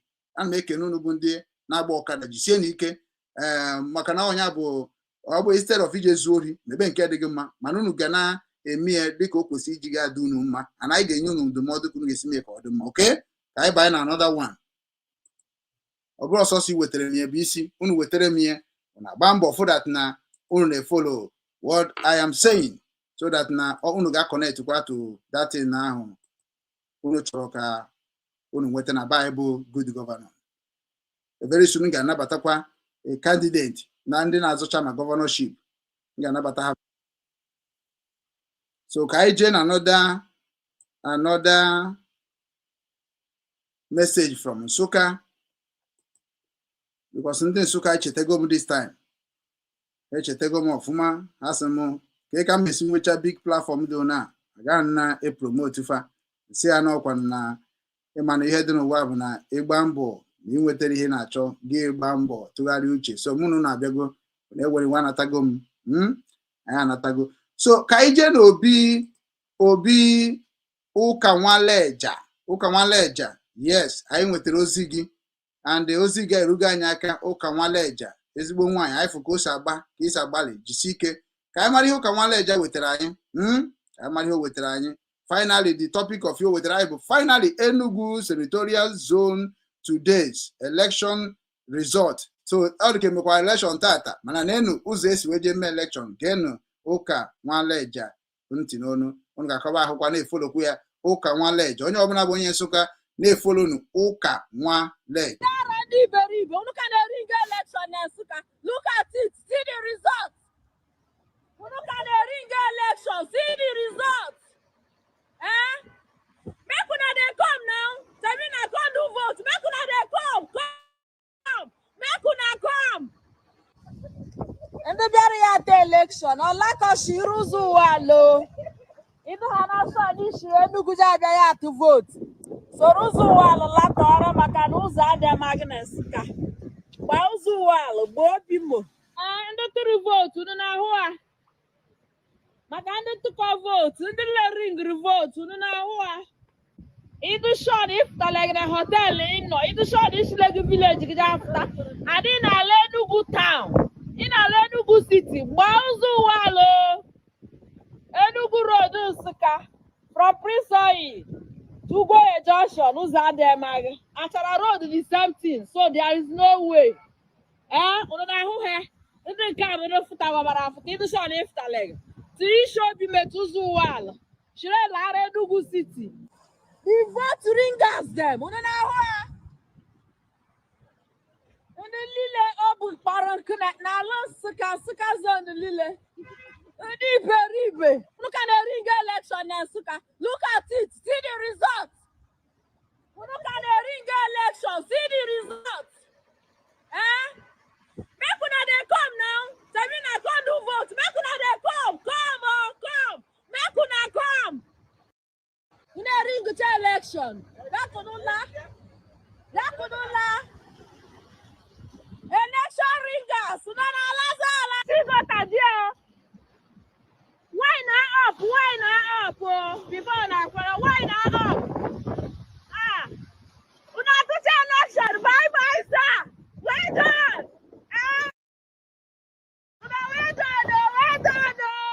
Well done.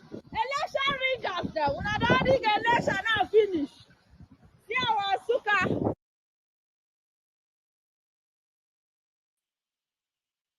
Randy Beribe. Unu can ring election now.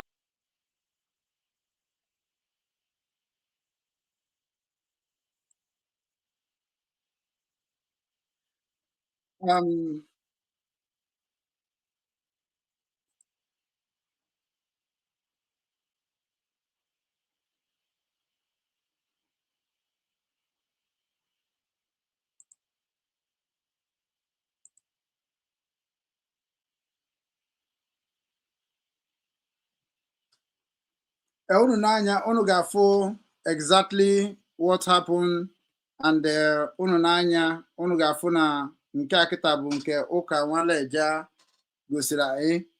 So automatically ndị be anyị na-eme election unu afụge ụzọ ndị na-eme election na-eme onye ka nji agwa ndị all the governors that is na ọgbahuru na anyị ma na aghọrị onwe anyị because na unu na-eme adịrọ mma, and that unu na-eme adịrọ mma anyị ga-akwado ndị be anyị ka ha ghọta ife ha kwesịrị ịghọta wee nyere onwe ha aka. And mụnwa na ụmụ abụrụ somebody ga-abụ mpụta mfụchakwa ihe dị njọ mụnwa na ụmụ asị na ọ dị mma. Mba, Nsukka ihe akịta ụzọ adịghị na Nsukka akịta na ụzọ a na-egosi gị na Nsukka na automatically ị na-anya fụ na dị ụzọ mgbe m since 18 years m pụrụ na be anyị ụzọ akịta ka dị otu a, ụzọ akụ road ọ ka dị n'otu a wee ruo today.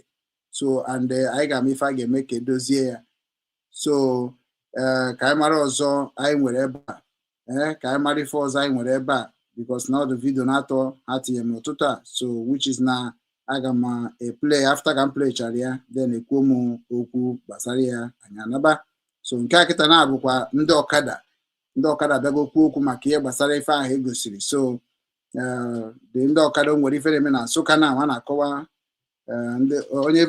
onye wetara ya ozi a bụ Christopher Ikechukwu. Ọ na-akọwa that na we are not criminals, we are just Okada rider. Among us are ex-military personnel and neighborhood security operative and forest guard members. So na ọ na-akọwakwa na ndị Okada na-enwekwara ihe dịka ndị security, ndị ex-military, ex-police and ndị forest guard. Unu mana ndị na-akpọ forest guard. So ọ kịta ka anyị ga-agba mbọ for that na anyị na-ewetara unu ka o si akpọtụ n'ala Nsukka ka unu wee mara nya bụ ka obodo ga-esi wee dị mma. Then ka anyị play nya bụ the message ndị ọkada nọ na Nsukka sendịrị to ndị Nsukka diaspora nọ n'ụwa niile. Ndị Nsukka nọ n'ụwa niile ga-enụ ntị kụrụ n'ihe nwanne anyị nwoke a kwuru. Ọ dị ezigbo oke mkpa.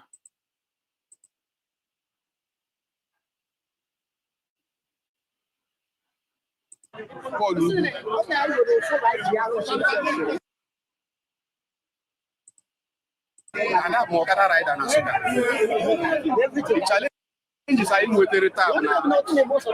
The past, I can say that between earlier last year and a Okada April. And we have reached the certain level that the local government chairman, which is a Jude, I am a several meeting with the body, central body, and the general. And you see the Yama use apron, and that apron, particular apron, is a threat to Okada. Because somebody will give you the same number with Yoshi as no Okada. We record about 4 of Okada members that killed last year and collected their machine, and not the same Okada doing it. And inside the Suka here. So, if they are learning this, government want to have a kind of a Itas Okada. Into the board of internal development Okada. So, now somebody in the JQ to collect that business, which we are not allowing what they are trying to implement. So, can not do but we have a graduate. We have a ex-military among us. And over here, due to there's no job. And open even though open us in terms of security. We have a civil defense, we have police, we have military, we have a neighborhood watch, we have forest guard. Let them amount roadblock. If they continue Okada with offense, let them judge that person. But not to stop Okada what they are doing here. From 3 days interval, they mount a law that they don't want to see Okada by 7 p.m. Today is the 3rd day now. They now brought out the Agbo and they are arresting Okada. So the same from the local government also they are canceling for April. Now they are getting the council of Okada with ID card. And after the local government chairman and because I want as our principal. So I don't want to like get when you say mine a second. Makan what go for you? Oh, many children when they are cheap, man, somebody no use him for the sake of this money. The wet is an temporary, not permanent. All the wet you have, you can leave it and go. And after you left, you don't know what is happening about your wet. So we have a great people in this Suka. An opportunity to do it again when they enter others. I know why I like we have a started from. I man know she will keep the from where making it. And the record of the year happened as super recent, not going to so I say all these enforcement agencies, you know, is their work. So because the media, you reach the governor, reach the world. I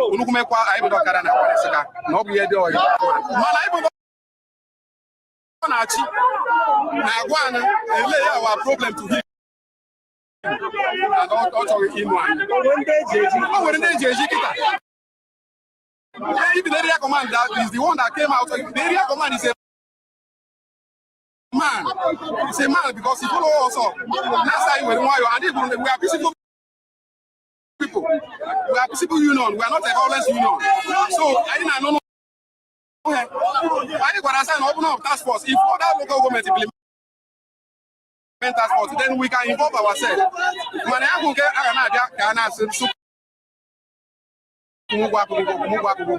all the go and I have he must already vote. If he doesn't value our vote, then ya made it. Only PDP na that is about politics. My have a ban, you may buy then you know who got oil. One is not who got oil. You can Mario. I don't was comment on. Hey, hammer, Paul.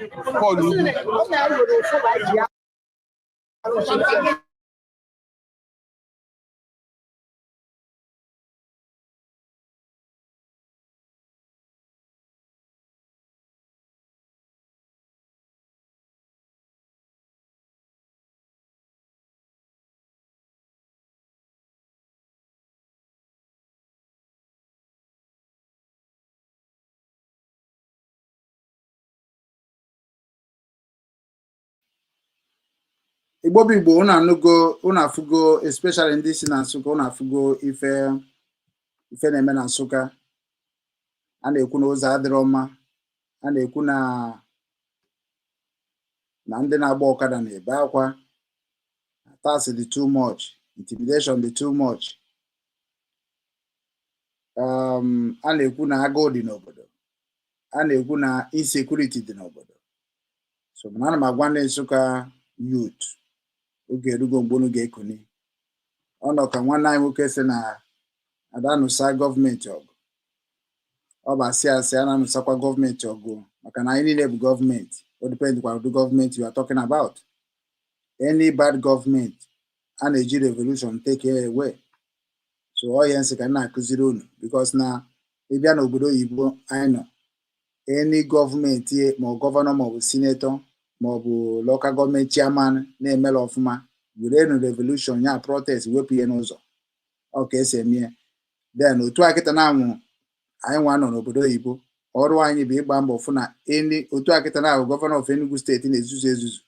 O rugo mgbe anyị ga-esetiri ya deadline. Ọbụ ọbụla ọbịa n'obodo oyibo ma China mmiri anya kụọ ihe a na-akụti nke akụrụ pan because o nwere ihe ọ na-eme. So ọba ahụ uru n'ụlọ na-apụta na-edobe ahụ unu bụ ndị peace, ịbụ onye peace mana arụ na-eme. Defend yourself, not only for Fulani, it is also for bad government. Defend yourself, not only for Fulani, even government. Because otu anyị na-complain now, ihe niile na-complain enwekwa ka ọ dị solve.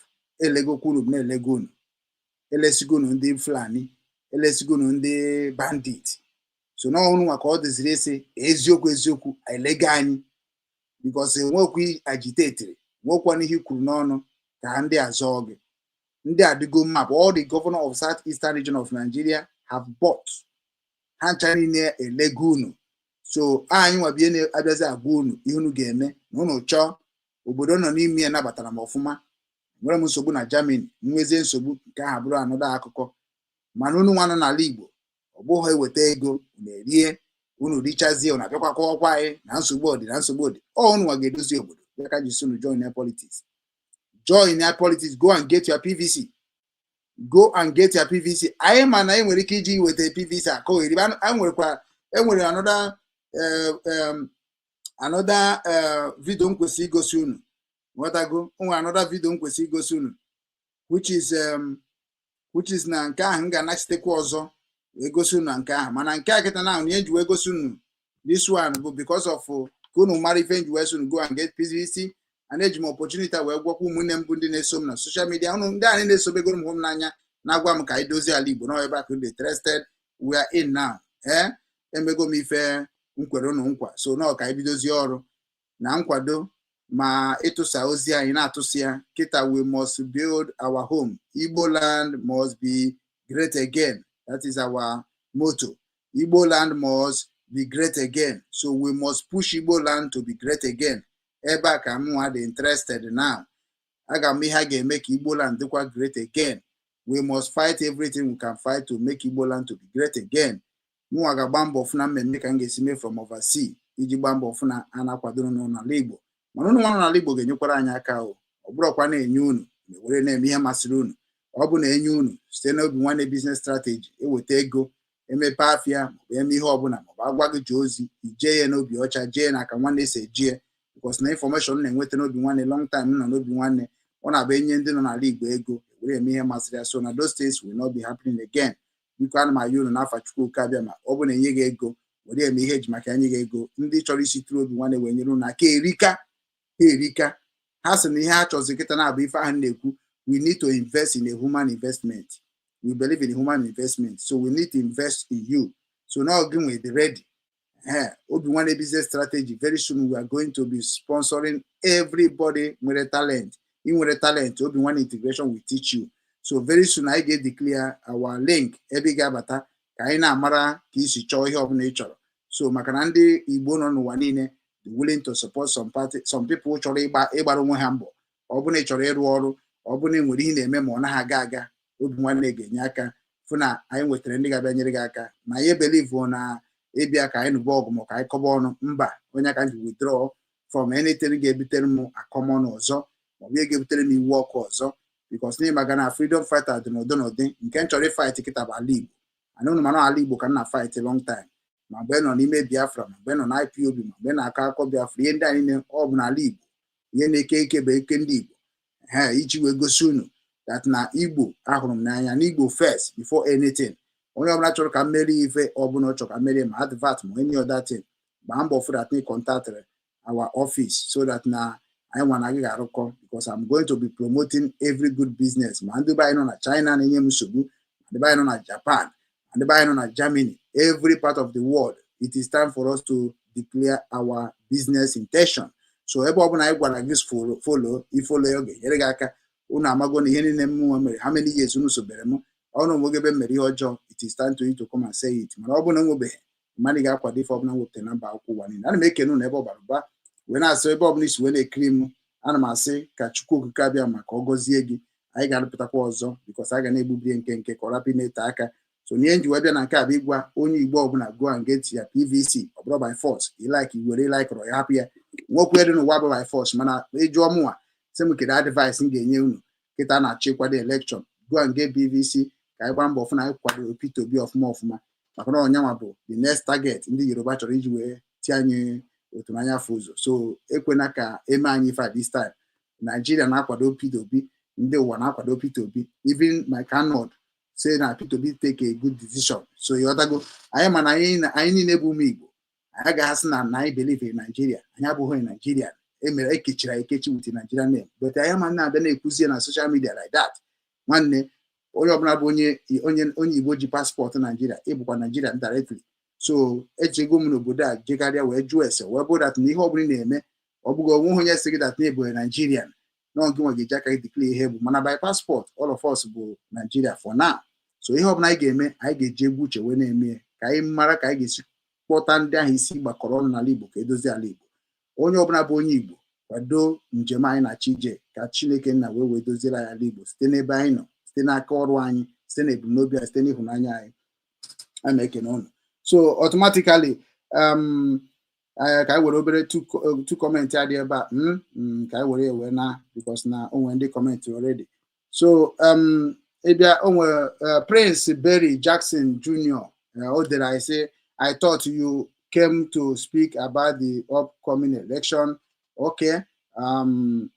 Maybe you can help us to come and speak upcoming election. Mgbe m ekwu maka nke ahụ automatically ọ ga-abụ nno iwetara m information about upcoming election because upcoming election it is what we are talking about.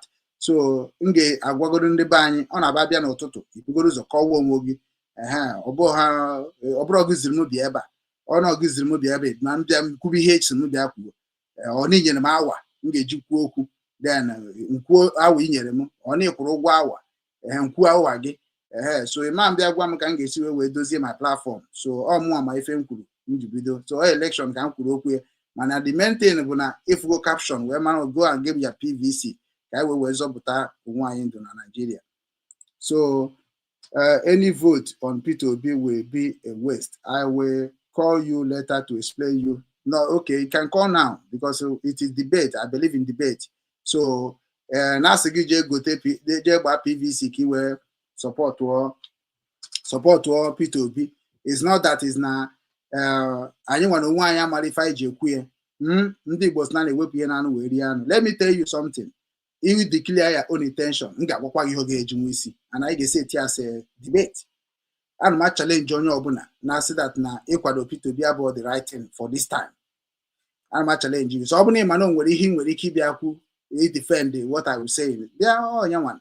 So na-anachetekwa azụ nnachetezi azụ then anyị ekwuo maka Peter Obi ma ọ bụ why ị ga-eji wee kwado Peter Obi ma why ị ga-eji wee je gbaa PVC gị ka anyị tinye ọnụ na ya because ọ baghị uru ịnọrọ na-ekele m onwe asị na ị gaghị ajụ ịga n'iru ị gaghị ajụkwa na ajụ ịcha acha ị gaghị ajụkwa na ajụ ịga aga ị gaghị ajụkwa na ajụ ịcha acha.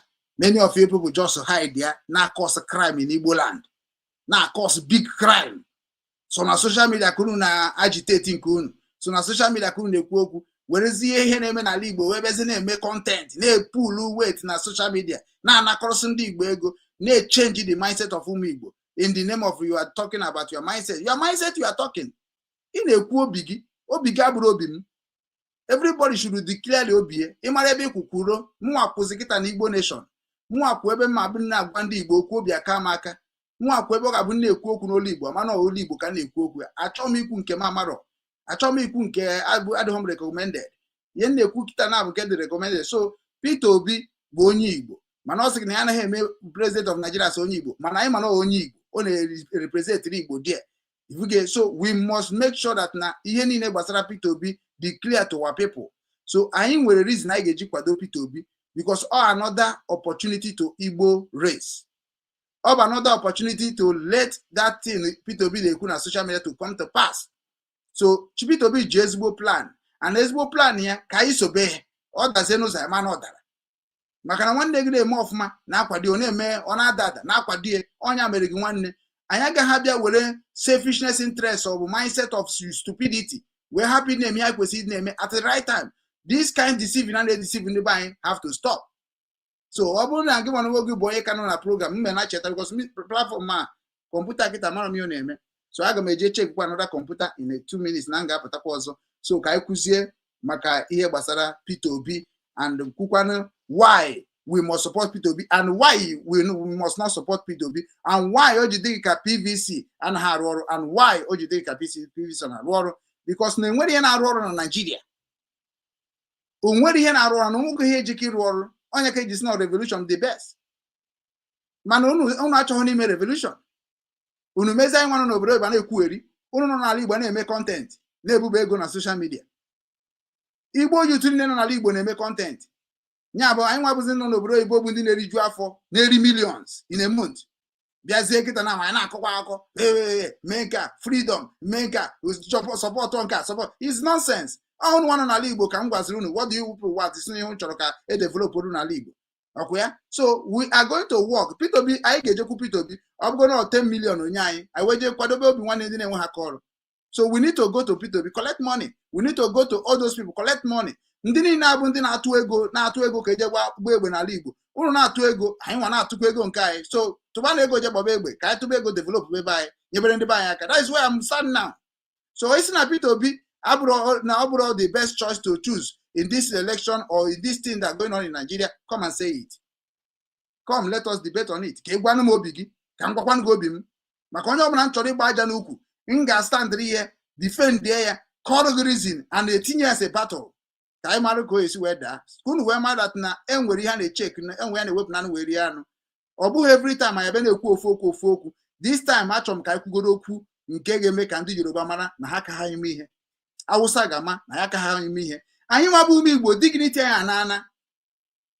Ebe anyị na-eme ihe struggle. Anyị na-echekwazi ala Igbo. Anyị na-advise ụmụ Igbo. Anyị na-akwadozi ụmụ Igbo. How can we be raising fund every year by year? But Igbo na-ata afụfụ. How can we be contributing ego n'obodo Igbo every year in organization anyị mana ala Igbo na-ata afụfụ? It's a shame. I cannot stand it again. I must make our people to know exactly what they're supposed to do. Ka anyị na-aga n'iru. Peter Obi ọdara ma ọdara mana ọ bụrụ ya bụ business anyị. Ọ bụrụ ndị na-eju ka ọ sị gị okwukwe gị si ike. Okwukwe m siri ike na Nigeria nwezi choice. Either they give us a Biafra nation through Nnamdi Kanu or they give us a new Nigeria through Peter Obi. That is where I am advising my people now. Two things have to be happening. We need to come out and declare our people, support our people. Nke ahụ bụ obi ha ka anyị na-eje. Nyaka advise all the Igbo youth. Go and get your PVC. Join National Youth Council. Join politics of your village. Join politics of your community. Ka ị soro n'ọnụ na-ekwuru village gị. Ka ị soro n'ọnụ na-ekwuru obodo gị. Anọzina na ụnọ na-amị ha zụrụ n'afịa. Join that place ya na-eme ihe ahụ. Join ya. Buru ihe Ejiofor Ezeaku na-eme now. We are supporting Ejiofor Ezeaku. If focus pụta, declare onwe ka onye dozie ụzọ ụwa na stay resources of ndị obodo anyị. Why are you running away from politics? Now, the same struggle we are fighting in a family standard way. Abago politics now. So I am not going to be doing Biafra politics and forget that is the same thing I can't put on Nigeria politics. So ọ kara mụ mana nọ na nke ọ ga-abụ nne aga a na-ebunye m ego mgbe na-edozi ala Igbo. Maka na when you work with the people na-achị ọchịchị ama m ka esi eme ya because I'm campaign. So we will need to people that going to help us. Every time on our social media, I cannot accept it or not condemn. This is our opportunity. P2B amego nkomero or failure. This time P2B will not fail. Even if P2B fail, okugo on here. One ne obunu China putani Igbo akwado. A mad that nagini na igen wete if I choro. Putani ni gumi Igbo, undi Igbo, putani ni Igwe. Kaiba P2B ajanu in full force right now. P2B got support here. Uwanine na support P2B. So give one buzoni Igbo, give many got support here with the full force. All the WhatsApp group ni na name, hanchani na support P2B. It is time for me to be bringing you in this platform. Ndinke say that Nama support P2B. You are welcome. Come and let us debate. Gwagodani, Makano go me here Biafra from 2013 to 2026. Come on, let us talk that mindset you have. Mena agama gwandi Igbo bundi nesomu no wanine no Obinwannem Media. Join your political party. Join your politics obodogi. Join candidate each imane like. Then kai meye kai suwe we what here. Only obna must we ever stand. This election of 2027 must not go just like that. Like that. All of us must join party. And if you not take it, on another no join the party, on another join party, I go join. I go make a research. I will join a party to make sure that I'm fighting. This may bring my freedom fighting backward the politics. Can wait venture. Makano here cardinalize can believe now. Cardinalize we have a long time. If you want to get that thing you are fighting for, without wasting your life, without wasting a lot of souls, join that politics. In our money will because of you are fighting for the freedom of your people through the right channel in the whole world law. So now I am going to I am here. So kita come man now that now man of Ali Bokanazo. Because if you want to get an nazo njanguro muamakunwe because na kem kureku as na mama defend na Biafra. As na mama hanya Biafra. So automatically Kamarugo no mama hanya Igbo. And here no Obinwannem Igbo. Here neku na Obinwannem Igbo. So if one more maybe zero more sense. So automatically now may follow my ancestor. So nga na eku Igbo na eku beke. And my Biafra bo British property. Because now everything about Biafra is about British structure. So on your kind of second ligote, can I the debate? Because now unamaji British structure to find any peace in Igbo land. We want to terminate Igbo British structure in Igbo land. Nyakeja P2B you say regional control. Regional control na onye obodogi they take care of obodogi. Onye regional control. So we must declare it and we must fight for it and we must get it. Any other things after the so one and work out my like Wakabia, I career, Manoga the other time because no pay jam with Kosemena, so I refresh it before Nachata. The turn how I can buy a caco boost teacher type one. So when I work in Cabo, the Adonis, if I Chuku Ega, also Prince Barry Johnson, or the reply area, what is your reason? Because that is very lame things to say. Of course, all now be feeling and leku. Okay, Rugo by Gana at Tuarizuche. I like a muka one night woke up in this Isaiah. Because now Kai Puta, men there habundi, Ogbenyon Ononeno Anahana. How can call on social media? Ne deceive Undigo. She was on those on agent gonna politics. There's a social media supporting car. Yeni na hana say support or hana no ase I get make information ga na ebubata very soon. Hana na azma arokokwa within the house again na hamanchi. All of them work with the politicians. We need to declare Ndi Igbo go and vote for your choice. Ndi Igbo go and get your PVC. Obinwannem Igbo na-ekwu. Ndi Igbo we need to go and claim our right. Ndi Igbo, anybody fighting Biafra struggle or fighting an politician, we will declare you a sabo. So Igano to regret it. I'll be close to any politician, Ndi Igbo, more anywhere in the world. If you're able sabo, you must focus on what we say. Go and choose your own way to stand. Stand. I'll stand them to Igbo. Stand there to make sure that they develop Igbo. And I stand them to anybody in Abambo Kalibo Dema. And P2B is trying to make Alibo Dema through a campaign of presidency. And I support them now. I support him. So he like here, it's not by force. He got one my support. After all, about how many years don't know my marry number 7 of Biafra. So come on and Igbo this time. If you get Umigbo Takataga for now start web we have Basa Biafra and had a hammer on you, Tony Nadi Kukatago, when you open a Yekatago my advice. Name me not. I just not name me. I can go to Ubuno Bindi by at last. A lot of people have been telling me Nandi the Kurune Koku Biafra have been sabotaging me on the ground. No, I say I don't worry now. How many days we can one day when I will declare my intention? I imagine Bena Bonkeboke. You other go, Magana, oh yes, na Maru Zobenia. I will not be one I go see Zobenia because I am Zobenia. I know my road. I can just say, Ndina, Bundine Koku Biafra, destroy a league. We are going to make it to be hot. So, Iga Bambo Funi Hobby Name on your own way. Every corner give you away we destroy and Igbo mindset. Because in Igbo mindset, I am a woman Igbo bra Igbo. Uno start Igbo abro Biafra. Uno neku na Igbo abro Biafra, abro Biafra. Munwa nekuzi Igbo. So before an abia na labai, uno gabia na any permission. Oto ordinajo, oto ordinate banke, oto ordinate shekiri, oto ordinate nam, oto ordinate soko, oto ordinate obrondo zo di chiche. I get defend that Igbo.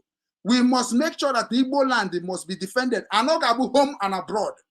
Anybody supporting violence or exercising violence in Igbo land in anything, we must make sure that I report again. Okay, money declare whatever you are doing. Defend yourself is not about the cause of a problem. I get defend on why as a Igbo. I am a defend on why as something that is already prescribed. We are not going to describe. We are not going to fight our people or our government in a prescribing name of anything. Nandi can you say. Everybody non Igbo cheat one Biafra flag. You know now the hoseba can we follow Yoku. Also cheat one Biafra flag. Uno kusime meeting. Anything concerned Biafra now must be suspended. So what am I doing? Now Guamu Bicon bro.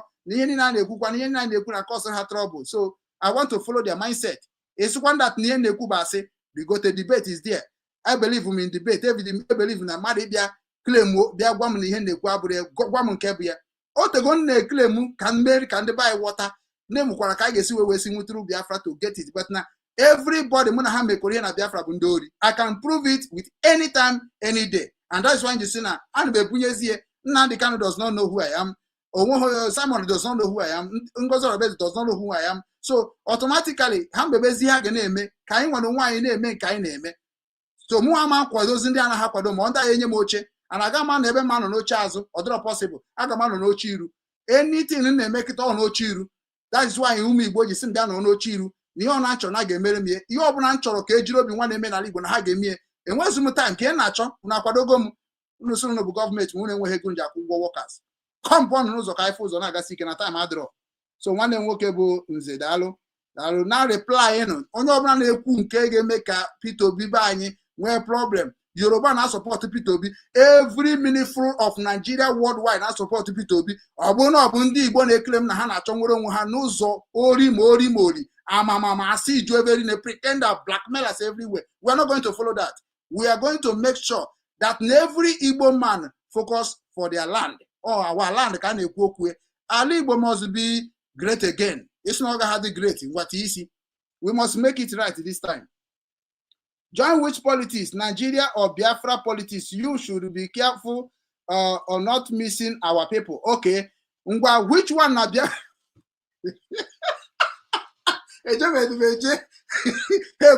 Topic. Okay. And we'll go Biafra politics now. Oh, okay, declare go Biafra. Koye declares Biafra politics. Because Onyeka Chris. Oh my God, I like my comment here. Okay, and you go Biafra politics. Obuhazi freedom fighters, Obuhazi agitation, Obuhazi Tibuozo. Okay, Biafra, I want to get in a politics now. Okay, Biafra was the politics can now. Hey, I like what me here could get now. It is shown how to go politics. I want to have a go politics. Mwana support Biafra politics since long time. Kedika is when I got a snare rent to go DOS, rent one man on American not as yet. Rentie. DOS rent in American, Korea rentie. Who rent that man is not DOS? Oh, rent get rentie. Oh, politics ka ha mere, and that politics, we are not going to support that such a politics. So before you rent somebody to control the whole world or control Igbo people, he gave me election. I gave me election. No, you ceremony and gozo rabeze. Gozo rabeze, I gave me election. Onye ka unu bu ka ebunu se webute leaders unu na-eweputesi. Ụmụ Igbo na ozi ka ndị na-amara ihe na-ebe. Una na-eyuzu ndị Igbo na-atọ ihe na-atụgharị ihe na-awụsa ha. Onye pụta ọkọ eri ọkọcha agbabasa ga-echefuzi ihe na-eme n'ala Igbo. Ọ bụ na Biafra abago politics ọ magburu onwe ya, ọ dịka nke Julius Malema. Imanka Julius Malema na-eme na South Africa. I love that movement so much. Or even IPOB global movement more than that one. Ka ị marakwa o. But I'm agwabu ha since long time in IPOB ka ị mere that such a thing.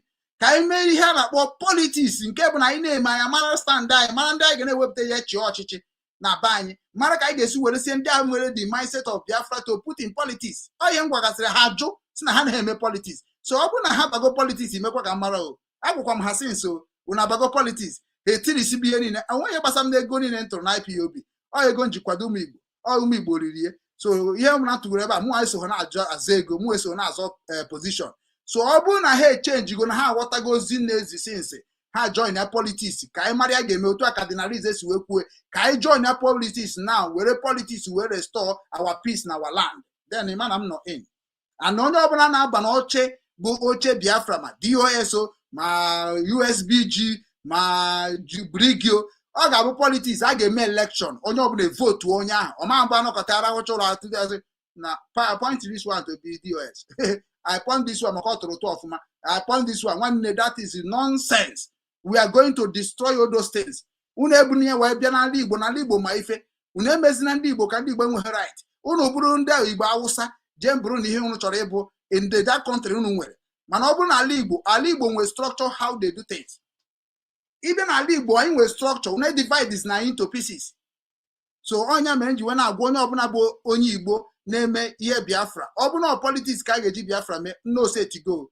Anụ m na anyị need the political solution na-echekwa unu mee political solution na na-emekwa ihe unu ji na-azụ unu na-akpa unu kpacha na azụ unu na-apụta declare nonsense unu declare cha nonsense people begin to follow nwanne unu ga-afụzi nke ọbịa we started it oke ya da aka nkere egwu ma gba right now ọ bụrụ na ịchọghọ ịba politics nke Nigeria ịmana ị ga-atọ ọnụ Biafra struggle to become automatically politics nke bụ na before any leader take a position in anything concerning Biafra nke nsowe gbambe spend millions. We will do it in a campaign way. We will do it in election way and select our choice so that no one can do any with the constitution. Gaga idea. Without that, man, I got man benabo okay this time. So one day, man like Pamoku could imagine. Yes, I like him. Join Nigeria politician is good. Join a Biafra politician is good. Politics is politics. Iga matariri here na Nigeria politics. We marry game na Biafra politics. Mu abu politician before join na Biafra agitation. Makia na Biafra agitation. E watch if na IPOB freedom. So I know how na politics again. Manakita na return back to politics. So and politics now return kita now. I must have the candidate to support, which I started from P2B. Last time he had obedient, mu was against it. Why is they against it? Because of Namua belief that Nande Hanine Munahane Biafra the honest, the transparent. Manamua Afugo Haka criminals. Has no I say I challenge all of them and how gonna fear they go to see them. I don't want people in a bambo, bachambo, I got set rogi. I got the Panagiriadica, the commendation. Ojo Brude Sibon Kaku, Unu Chanine Tiakanaji Heka Fukunu Gesibo. I give you people from now to December. You people will see what Igbo people will do. I'll make everybody to know Anna Bambo, Ibasiambo, Mbo Hibala, Ogamitara Mboro, or Wogafia, or go to Wadi. Ejo Wogi Kedi here in a mess is how many years? Kedum be in Ebatara, Kedi him with it. Oba Comono, Bumono, Manachoromi Otua. I got members you to Umi Begakwa too much. We must stand for Ndibo. After all, when Bidoro, here Basari Igbo struggle. Here, Chike dozie mba. Kedu onye na-agwa m ya? All the principal officers say, "Jembe Igbo tin ga." My coordinator na Ukraine. Jembe Igbo tin ga. Chike Nwalusi. Jembe Igbo tin ga. Ndị nke coordinator obodo a. Jembe Igbo tin ga. Everybody m na na-ekwu Obinwannem Igbo tin ga na anaghị eme Igbo tin. I chere mama ha mgburu na-ekwu okwu niile. I understand them then. Mme ka mụ aghọtara ya si na ọkwa mbọ ndị na-agbakọ nchọrọ iwe. So automatically achọrọ m ime Igbo tii na nne m Igbo tii na ọ bụkwara mama mme debate with anybody feel that na nke Biafra ga-aka nke nneti isi n'ama. Mana ọ dị two ways. Ọ bụrụ na Biafra politics ka nchọ ka anyị baa, aga m like ọ ga-enyere anyị ezigbo aka. Mana ọ bụrụ na Nigeria politics ọ ga-enyekwara anyị ezigbo aka because Nigeria and Biafra it is the same name. Onwe ihe change dị na ya. Aga m challenge ku ya tikwa ego gị, tikwa time gị, tikwa isi gị maka na onwere ihe kpọrọ nkịta ka ọ ga-aza. Igbo bụ the powerful name karịrị Biafra karịa Nigeria. Mana I just not feel like I restore peace of Ojukwu ma respect ndị nwụrụ anwụ n'agha. At least ka anyị dị sure na mkpụrụ obi ha na ha na atara afụ na ndokwa evuge. Mana ndị Igbo mụ na ha na-ekwu okwu na-agwa m but I recommend the 30th of May. Ka anyị na-eme 30th of May wee na-echete Biafra. So ka anyị hapụ iji na-eme ọgụ na mgba. Ka anyị baa politics wee restore peace na our land. We respect Biafra. We honor Biafra heroes. We must never forget about Biafrans. So n'ijizie na anụ ọgụ na-egbu onwe anyị na blackmail onwe anyị na propaganda onwe anyị na-akọ ọnụ na ọnya na-ebute undevelopment in our land. Ọnya na-ebute insecurity in our land. We will use our number 6 to fight for this issue. The Yoruba jere kita na ukposo ndị Igbo negotiate with the Yoruba agitators. Hausa akpọ nke ha negotiate with the Hausa agitators. Ndị Igbo keep dragging something that does not good and not going to benefit us. Onye nke akọrọside, onye nke akọrọside. Asụ Igbo, asụ onye Igbo mbụ, I must go back home to rebuild our home. Simple. Ihe ọ bụla ị na-eme na social media, anyị ga-adị sure that na ide exercise terrorist na Igbo. Nke a bụ nke dị mkpa. So I am with everybody ji ezi obi na-achị ihe ọ bụla na-achọ n'ụwa. Eyi ogbu ha na-achị ezigbo ihe aga m eso gị. Mana ọ bụrụ na ihe a na-aba jụ unu kedu ndị bụ onye isi, kedu onye tiri n'isi, why onye ajide unu na-atụgbu onwe unu na-asị ya bụ ihe is end. Aga m akwadozi ụdị ya maka unu anaghịkwa recommended ihe na-eme. So ọkọbara m uru ị nọ na ebe unu nọ na-akụ ogologo akọ no now. You just a deceiver. If Simon Ekpa is free now, will you support P2B? I will support Simon. Ona has support the governors. Simon has support Igbo governors. He said it in his platform. He said he will never remove Igbo governors. He need them. He will need them in future. Igbo makani ha na-eme now. Akọkwa n'ọnụ maka ịkọ ọnụ remove oge. Akọ n'ọnụ ka I may strong hard talk show. Hard talk show ka ị nọ na ya. Akọ n'ọnụ bute ihe gbasara na ndị Kanu, bute ihe gbasara Simon Ekpa, bute ihe gbasara anything Biafra will crush you down. Simon Ekpa supporting Nigeria politicians. Ọ bụ na Simon anaghị support Nigeria politicians, come and tell me na anaghị support Nigeria politicians because we give information to Simon or say that na ya ma bụ governor. Maka na ihe anyị chọrọ ka ewepụsie governor n'ụzọ. Ọ sị na ya ma wepụ why? Can you tell me the reason o ji sị na ọ ma wepụsie governor? If ọ nọ na-arụkọ with them.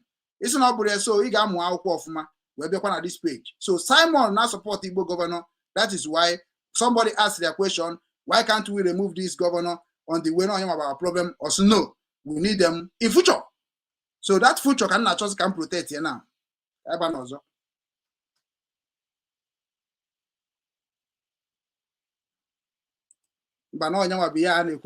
Because he had Jimarande Biafra agitators be corn. So let me remove you. If on do to Simon Ekpa na him knowledge, remove going. E corn remove ogi. And all do no worse. All do no worse. All of you know na struggle room level. Where that go? So ọ bụ na ịchọ ka inwe ịmụta ihe na this platform akọkwa n'ọnụ. Ịchọkwa ka inwe ihe na-akpọ hard talk show like ka ọ tọọ gị ụtọ akọnọ bute ya your argument, bute ya your question. I will answer it gently. Okay? Mana him na support kita na bụ New Nigeria. New Nigeria. New Nigeria, it is going to help our people to get back to their roots. I have had discussion. So when mission and mission ma bụ ka anyị je dozie be anyị maka na Biafra na-egbu ndị be anyị. Biafra na-destroy our people.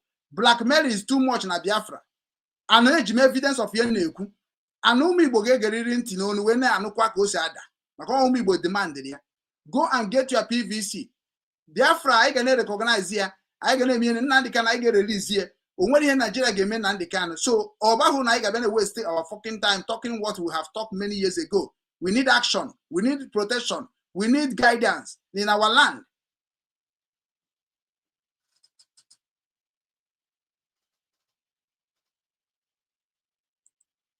Thank you so much, Damlono,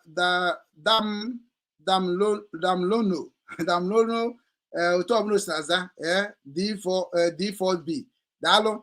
Igbo unity and understanding is very important. That is why Indian claim agitation. That is why the ignorant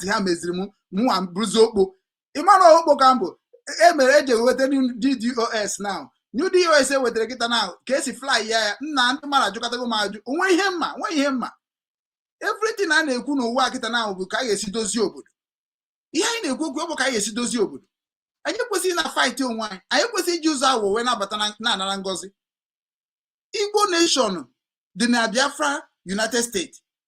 Ọ bụrụ ya otu na ndị kanisi enwere ikwere, enwere gbanke, enwere shekiri, enwere no. Ka ije n'Igbo anyị edozi ala Igbo na ala Igbo amaka. Onye ka Obinwannem na-eti mkpu sense. Enyegoro m na aka ọfụma so ka nnabazie nunu na nke enyere enye were na ewe wee gbabazie onwu n'ọgụ mana mụ nwa nabago anụmadụ abịakwana pa ebe m na aka maka ụrụsụ m wee dị stand egosikwa m ebe m stand na anwụ ụrụsụ m ka ebe stand egosikwa m ebe stand na anwụ so onye ọbụla chakwa n'ụzọ ejikọ high tension abịa chakwa n'ụzọ ụmụnne m ụmụnna m Igbo unity amaka Igbo bụ Igbo anyị nwa bụ ihe na-ejezi ije na ịfọ na anyị kwadoro ọfụma anyị na-ezo onwe anyị ezo abụ m onye amajuo maka chi nke dị na Nsụka n'ime Enugu ala Igbo na-ekwekwe ka ọ dịkwa m ọzọ o nwere ihe fụrụ dị ya nwere ebe efụrụ Biafra etiri ihe ịghọtaga ya nụgo ọgụ Biafra na ka anyị na-anazi anyị enwetago freedom so na ka anyị jedozizi ebe anyị ọgụ ma bụ ihe na-asịkwa na enwetabeghị Biafra enwetagokwa Biafra ọ ka anyị jedozizi ebe anyị in our own way ụmụ Igbo ka anyị jedozie n'ala Igbo fine and good then no more war no more war no more war no say no more war, no more war. Say no more blackmailing, no more blackmailing. Say no more propaganda, no more propaganda. Say no more war, no more war. Say no more war, no more region of social media. When we see onye Igbo, tinye na korokoro die, tinye na ezi, tinye na afe ewu, nekwe ndị agitators na-eme. Ha were arụ onye Igbo, ewere korokoro die tinye n'isi ye. Mana orugo mgbe anyị ga na-atrak ndị a wee na-enye ka na-ama ka mara na o nwere ihe ọ ga-abịa ime na social media ekpoje gị na court of the law tagbuo onwe gị n'afọ. Respect yourself. Biafra abụrụ about ọgụ na mgba. Biafra is about peace and love and truth and honest and transparency. Ọ ife nji wee bata na Biafra mana many of you people ejiri bata. So onye ka nji agwa unu no more war. Ifukwara ka nwanne anyị nwoke kwere no more war. Ka anyị wee na Obinwanne wee gaba. Ka anyị wee na udo wee gaba. Ihe anyị na-ekwu okwu ya bụ ka e develop ala Igbo. Ọ bụrụ na chọzie ka e develop Ijo, jee n'Ijo jee gwaba ha. Wepụ na aka n'ala Igbo. Unu emezi na exercise n'ala Igbo, unu create go ihe niile unu create, security unu create, ESN, Liberation Army, unu create chago ka ebe ha nọ today. We are going to create nke ndị Igbo ga-create. Igbo is coming to create a very, very strong security in Igbo land. And ọ bụrụ that na ị ka nọ n'ime ọhịa prepare ba na ịkụba mgbịrịgba na Obinwanne ebe a ka ị pụtaba n'ime ọhịa maka na anyị na-eji rake that place that village unu nọcha n'Imo State ha iricha we are going to bring you out because Obinwanne ndị Igbo join go ụmụnne ha n'ala Igbo ọ ka ma gwa mụ na agwa sunu na ọ ka mma na anyị ji eziokwu wee na-aga maka na ọ bụ na anyị were asị na ọ ga-afịa arụ unu ekwere ya n'ụmụokwu nna-ekwu na na-achara m na platform na report my platform ọ bazụkwa uru na ụga report ya maka na ndị m ekwusikwa nke unu ana m akọzi onye isi n'ọnụ ana m akọzi una position leaders ọnụ mụ nwa anọrụgoro onwe m aga na-ekwu maka mana iburu maka ha bịa na page m I will not even pity for them. I were question anybody gbasara Biafra struggle nke nsogbu emebia aga m agwa unu my mind gwasị unu my mind nke bụ na ọ ga na-afụ unu maka ebe aka na-akpọ hard talk show maka ihe ga na-akpọbata ma ndị na-azọ campaign na baị ka ha wee nwee ike ịbata maka na flag adị n'azụ m na-achọ ka m protect ya dị ife na-achụ ndị mmadụ ọsọ then ọ na-achụ ha ọsọ unu nwa abụzi ndị mụ na ha nọ na-agba asịsị na ọkpa m dịka ọkpa anụ ha ozuzo edigo ọ na-chọọ ebe o dobere ochie Obinwanne eje ebe Obinwanne eje ebe unu na-eyuzi Obinwanne chee unu ma ihe taa ọ gafego so Igbo bụ Igbo ndị ọma na-ege m ntị ekene m unu wee na-asị unu afụgo ka nsi wee kọwa nke nkọwara kịta na nga anachitekwa ọzọ in 2 hours I think 2 hours yes aga m anachite ọzọ ka anyị wee kọwazie everything ka o esi wee na-agazi na this movement anyị chọrọ ibido kịta now Igbo religion leader anyị chọrọ United Igbo religion leader. We are going to focus on that. I ga-agbakwa mbọ for that na anyị jekwuru Ebuka Obi, jekwuru Mbaka, jekwuru Ọkụ na-ele ele, jekwuru Ebube Mmụọ Nsọ, jekwuru Odumeje. We need to bring them together. We need them in this movement. We need them. We need to work with them. We need to speak with them. I ga na-ewetara unu na ndị na-akọsụ problem. Onye ọbụla anyị wetara anyị ga-eweta foto esi na ndị na-akọsụ problem. So onye ahụ chọzie ka anụbụ ọgụ ma ọ ka akọba ọnụ, it is up to the person. Mana anyị na akọ ọnụ, anyị ga-ewetara fat and figure. Ọ bụ na ikwu gwa na ikwuru. And before na-ewere video m wee na-eme anything. Before na-ewe video m nya iwere face ma, before were face ma wee mee anything. And me me ka short video. Before na-ewere my video, I will not touch your video. Onye ọbụla touch video, ịma na onye mụ na negotiate, onye mụ na ama. Watago mme webatazi video onye ma amarọ.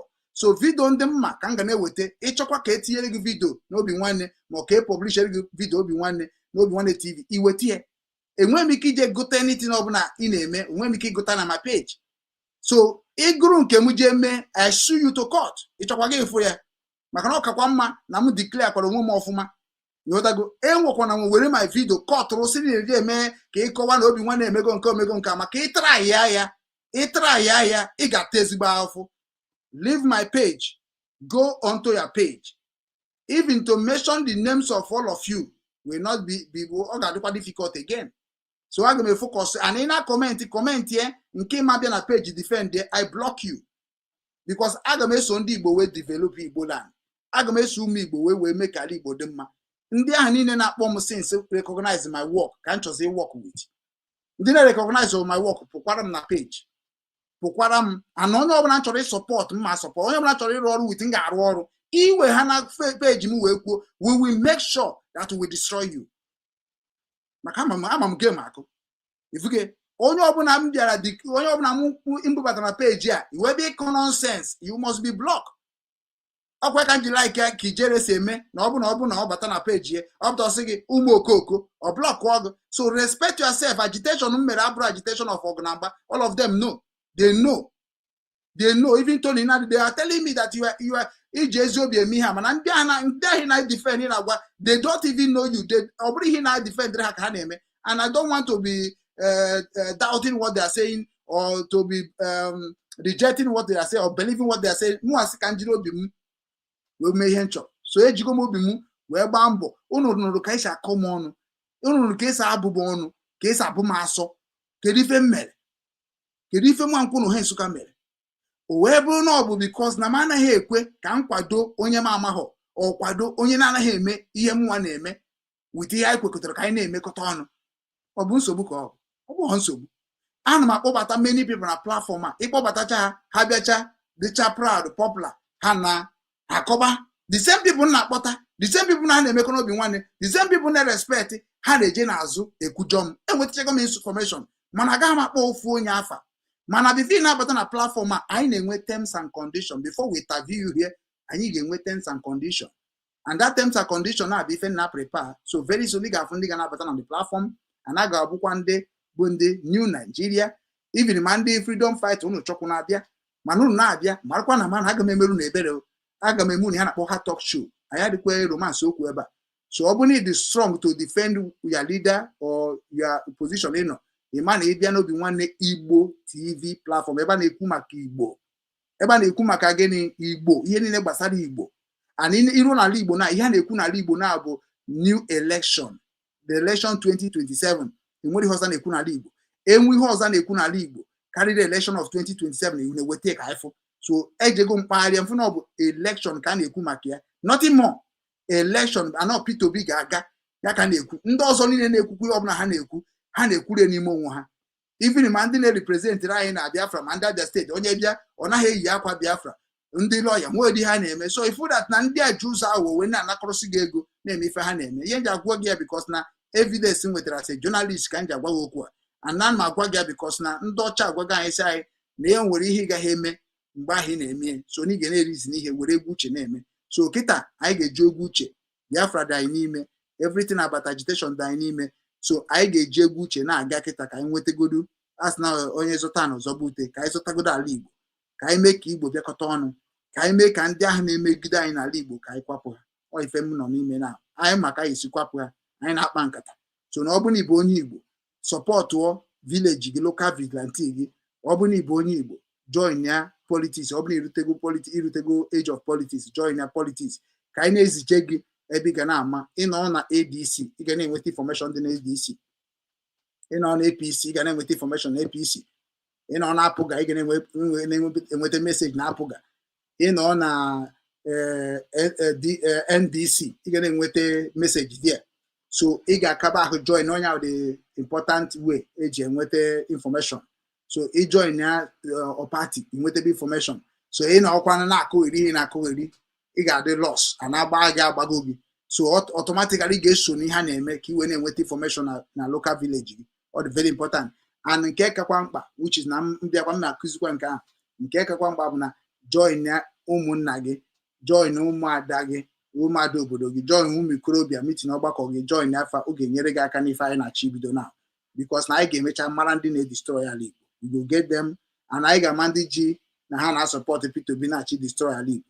Anyị ga-amakwa ndị chọrọ, ndị na-eme na ha na-eme Biafra chọrọ destroy ala Igbo. We must get all of them. All my job to make sure that na anyị ga-ama ndị ahụ bụ ndị ji afọ ife ọbụla ha na-eme wee na-edestroy ala nsọ be na m na na ala Igbo bụ ala nsọ. Ya na-akpọ ya bụ ala Igbo. Ya na-akpọ ya bụ ala Igbo. Ajọs nọ na-eme na-asị Biafra land. Amakwa m ebe Biafra land o, ya na-eme bụ ala Igbo. So onwe ebe ifugoro Biafra land na map iweta, ya anyị nwere bụ ala Igbo. Ala Igbo. Ala Igbo must be protected. So achọghị m propaganda nonsense unu na-eme long time. Achọghịzi m ya. We need to set the record straight. Ama ndị ebe a na-akọ ihe anya amarụ, ihe ama defend. So ị ga-agba mbọ fụ na ị na-eme ife ibe gị na-eme ka obodo dị mma, ka anyị hapụ inwe problem, because no more war. Dịka nwanne anyị nwoke si wee kwuo, no more war, no more nkọcha. Ọ bụ na ifiri na nke m na-ekwu na ị ga-eme nwunye, ị ga-challenge nwunye, you are welcome. You are welcome. Mana akọ n'ọnụ ka anyị debate ka ndị mara ihe ọ ga-enyere anyị aka. Maka ọ bụghị mmecha meeting with ndị ọgịrịga wa na nwa ndị chọọ ka ala Igbo dị mma, then mpụtazie na public nchọwakwazie ka m bịakwa ka m mee ka ndị mmadụ mebe ihe ma bụrụ ihe m na ha mee na meeting. Ife ọ na-eweghị iwe too much. So kịta ekwetego m na Igbo nation I stand, an Igbo nation I fight, an Igbo nation I talk about, an Igbo nation I must make you to know why it is Igbo nation. Asọkwa gị mene nke ọbụla chọrọ ime o, mebe nke ọbụla chọrọ ime is welcome.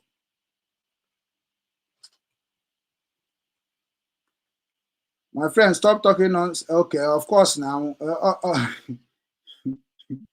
So automatically, otu a ka anyị ga-esi na-eficha ha before 1 month now. Anyị ga-efichasị ha, ha juru eju. So anyị ga-efichasị ya, onye ọbụla mara ihe. Ha ga-ama na spirit nwa mkpụrụ ha sịkwa na akwa ha says. It is time for us to declare a good interest to our people. So ndị awọ na ụmụnne m ka Chukwu karịa ma gọzie unu. Gọzikwa ife ọbụla ka unu na-eme. Mee ka unu mata na eziokwu ka ga-eji dozie ala Igbo. Without truth, we are not going nowhere. And we must defend the truth. I get general ka defend there, general men and defend there. Before I na-aga n'iru, I ga-asị ka anyị ma advert. Nwanne anyị nwoke akịta na-anwụ bụ Emeka Okorie. Emeka Okorie. Ndị Zenith Bank. Ihe mere m akpọbeghị unu since. Ihe mere Obinwannem Foundation edebeghị unu letter, official letter since nna ebutere m case a. Ọ maka na ajọ m jos ka m nghọtagodi ụmụnne m na-eme na Biafra struggle. Nghọtacha ka m mara ọbụna ndị ahụ ka m eji wee bịa napụta na ego nwanne m nwoke amara. Ọbụna ọ bụ ụmụ Igbo ka m ga-eji napụta gị ego anyị napụta gị ya. We are going to come. Zenith Bank. Ọ bụrụ unu mara onye a kịta na unu skandara $64 million. Gbanụ mbọ na unu ga-eje dechi onye ahụ ego ahụ.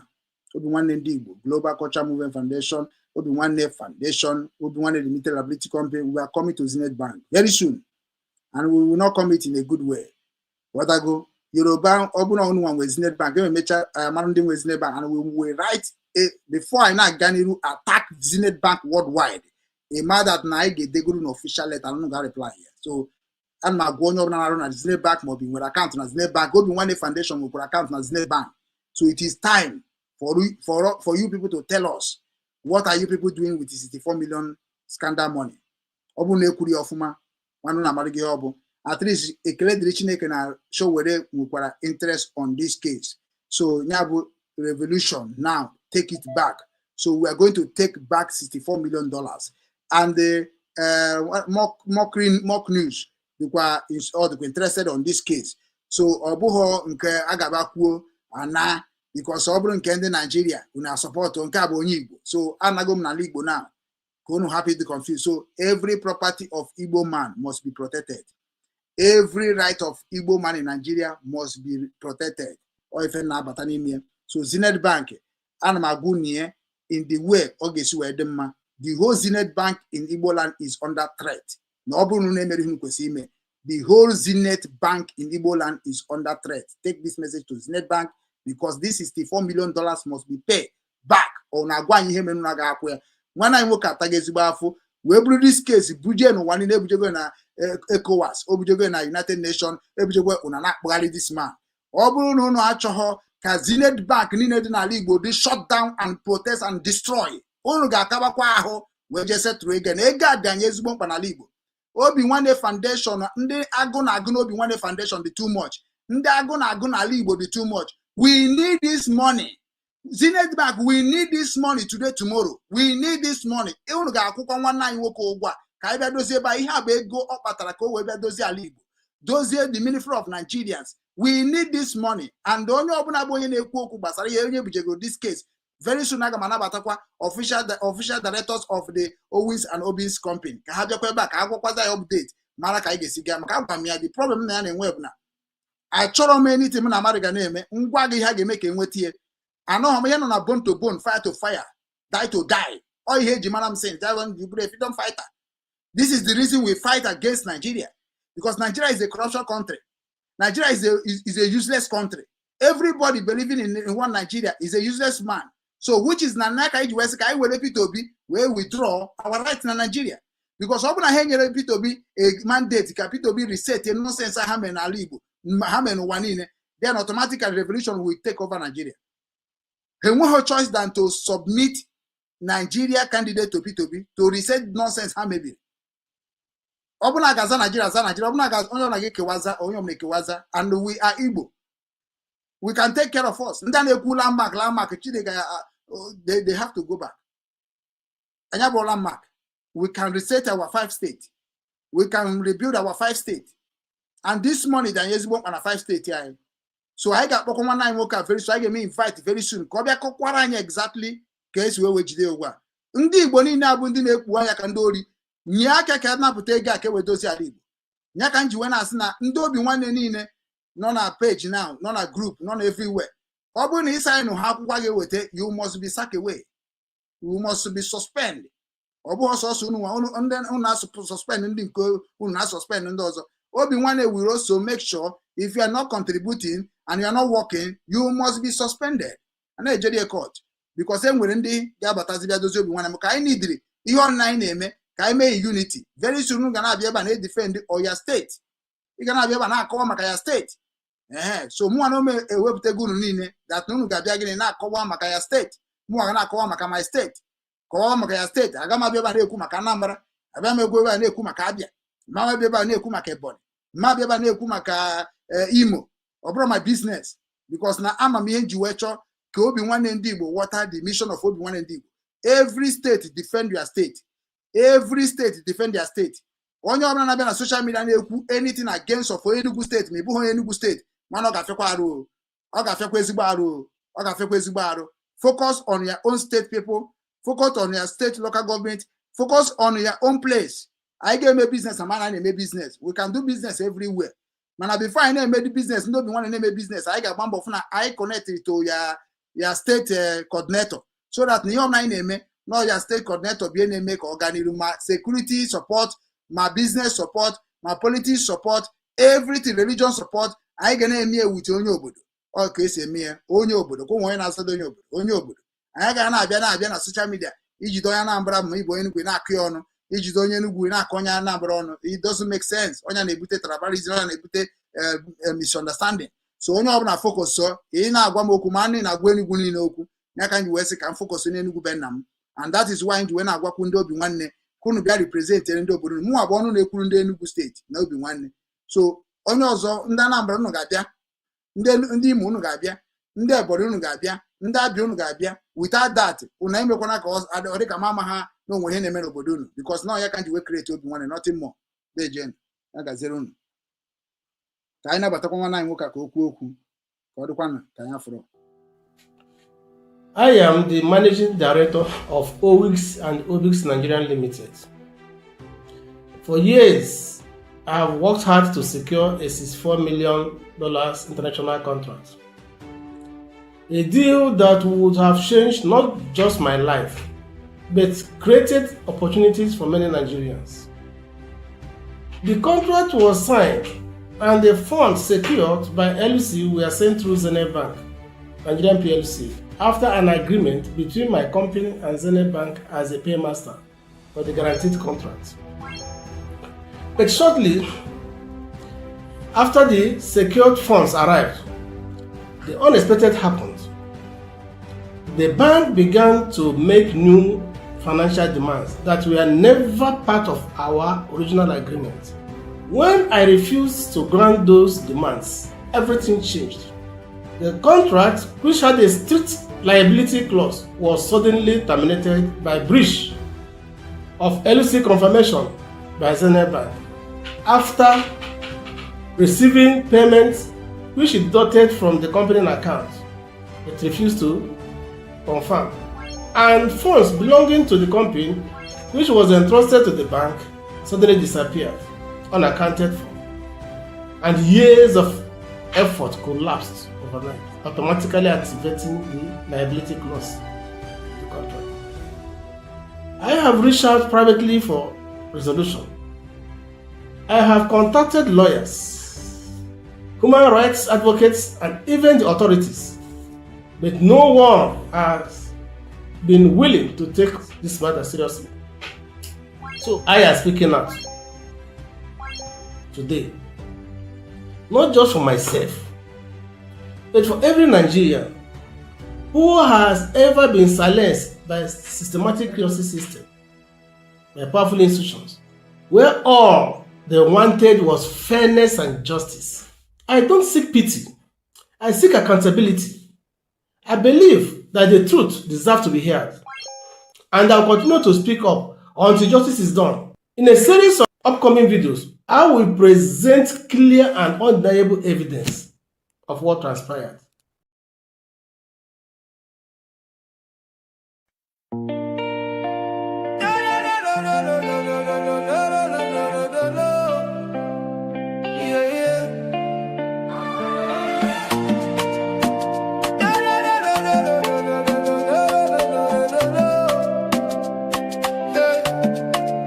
From the streets of Hamburg, across the deep blue sea, a message for the children, for you and for me. Obinwannem is calling, can you hear the sound? The roots of our fathers are being found. We know they forget where we come from. The strength of a lion, the beat of the drum.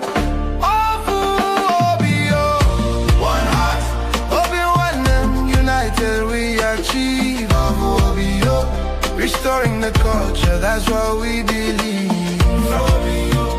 From the Ordinala to the Azusu we speak, lifting the fallen, helping the weak. Obinwannem worldwide, the movement is here. Igbo global, raise your head high. Our Menala will never, ever die. It's more than a page, it's a spiritual home. No matter how far in this world you roam, we're bringing back the wisdom, the tradition, the grace, putting the smile back on the Igbo face.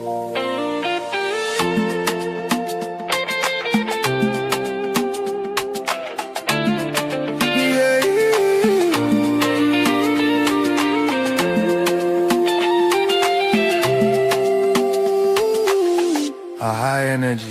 Please.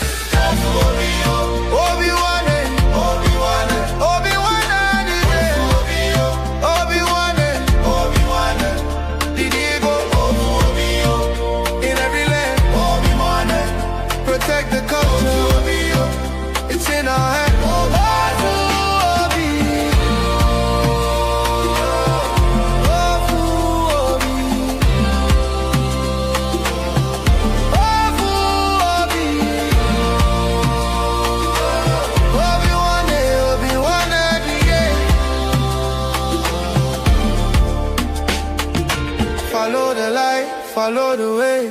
Obinwannem is leading the day. Keep the fire burning, keep the language strong.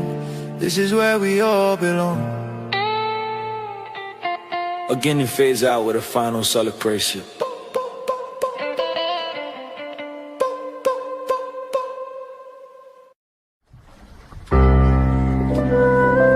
Obinwannem Global Radio, promoting the culture and traditions of Igbo nation.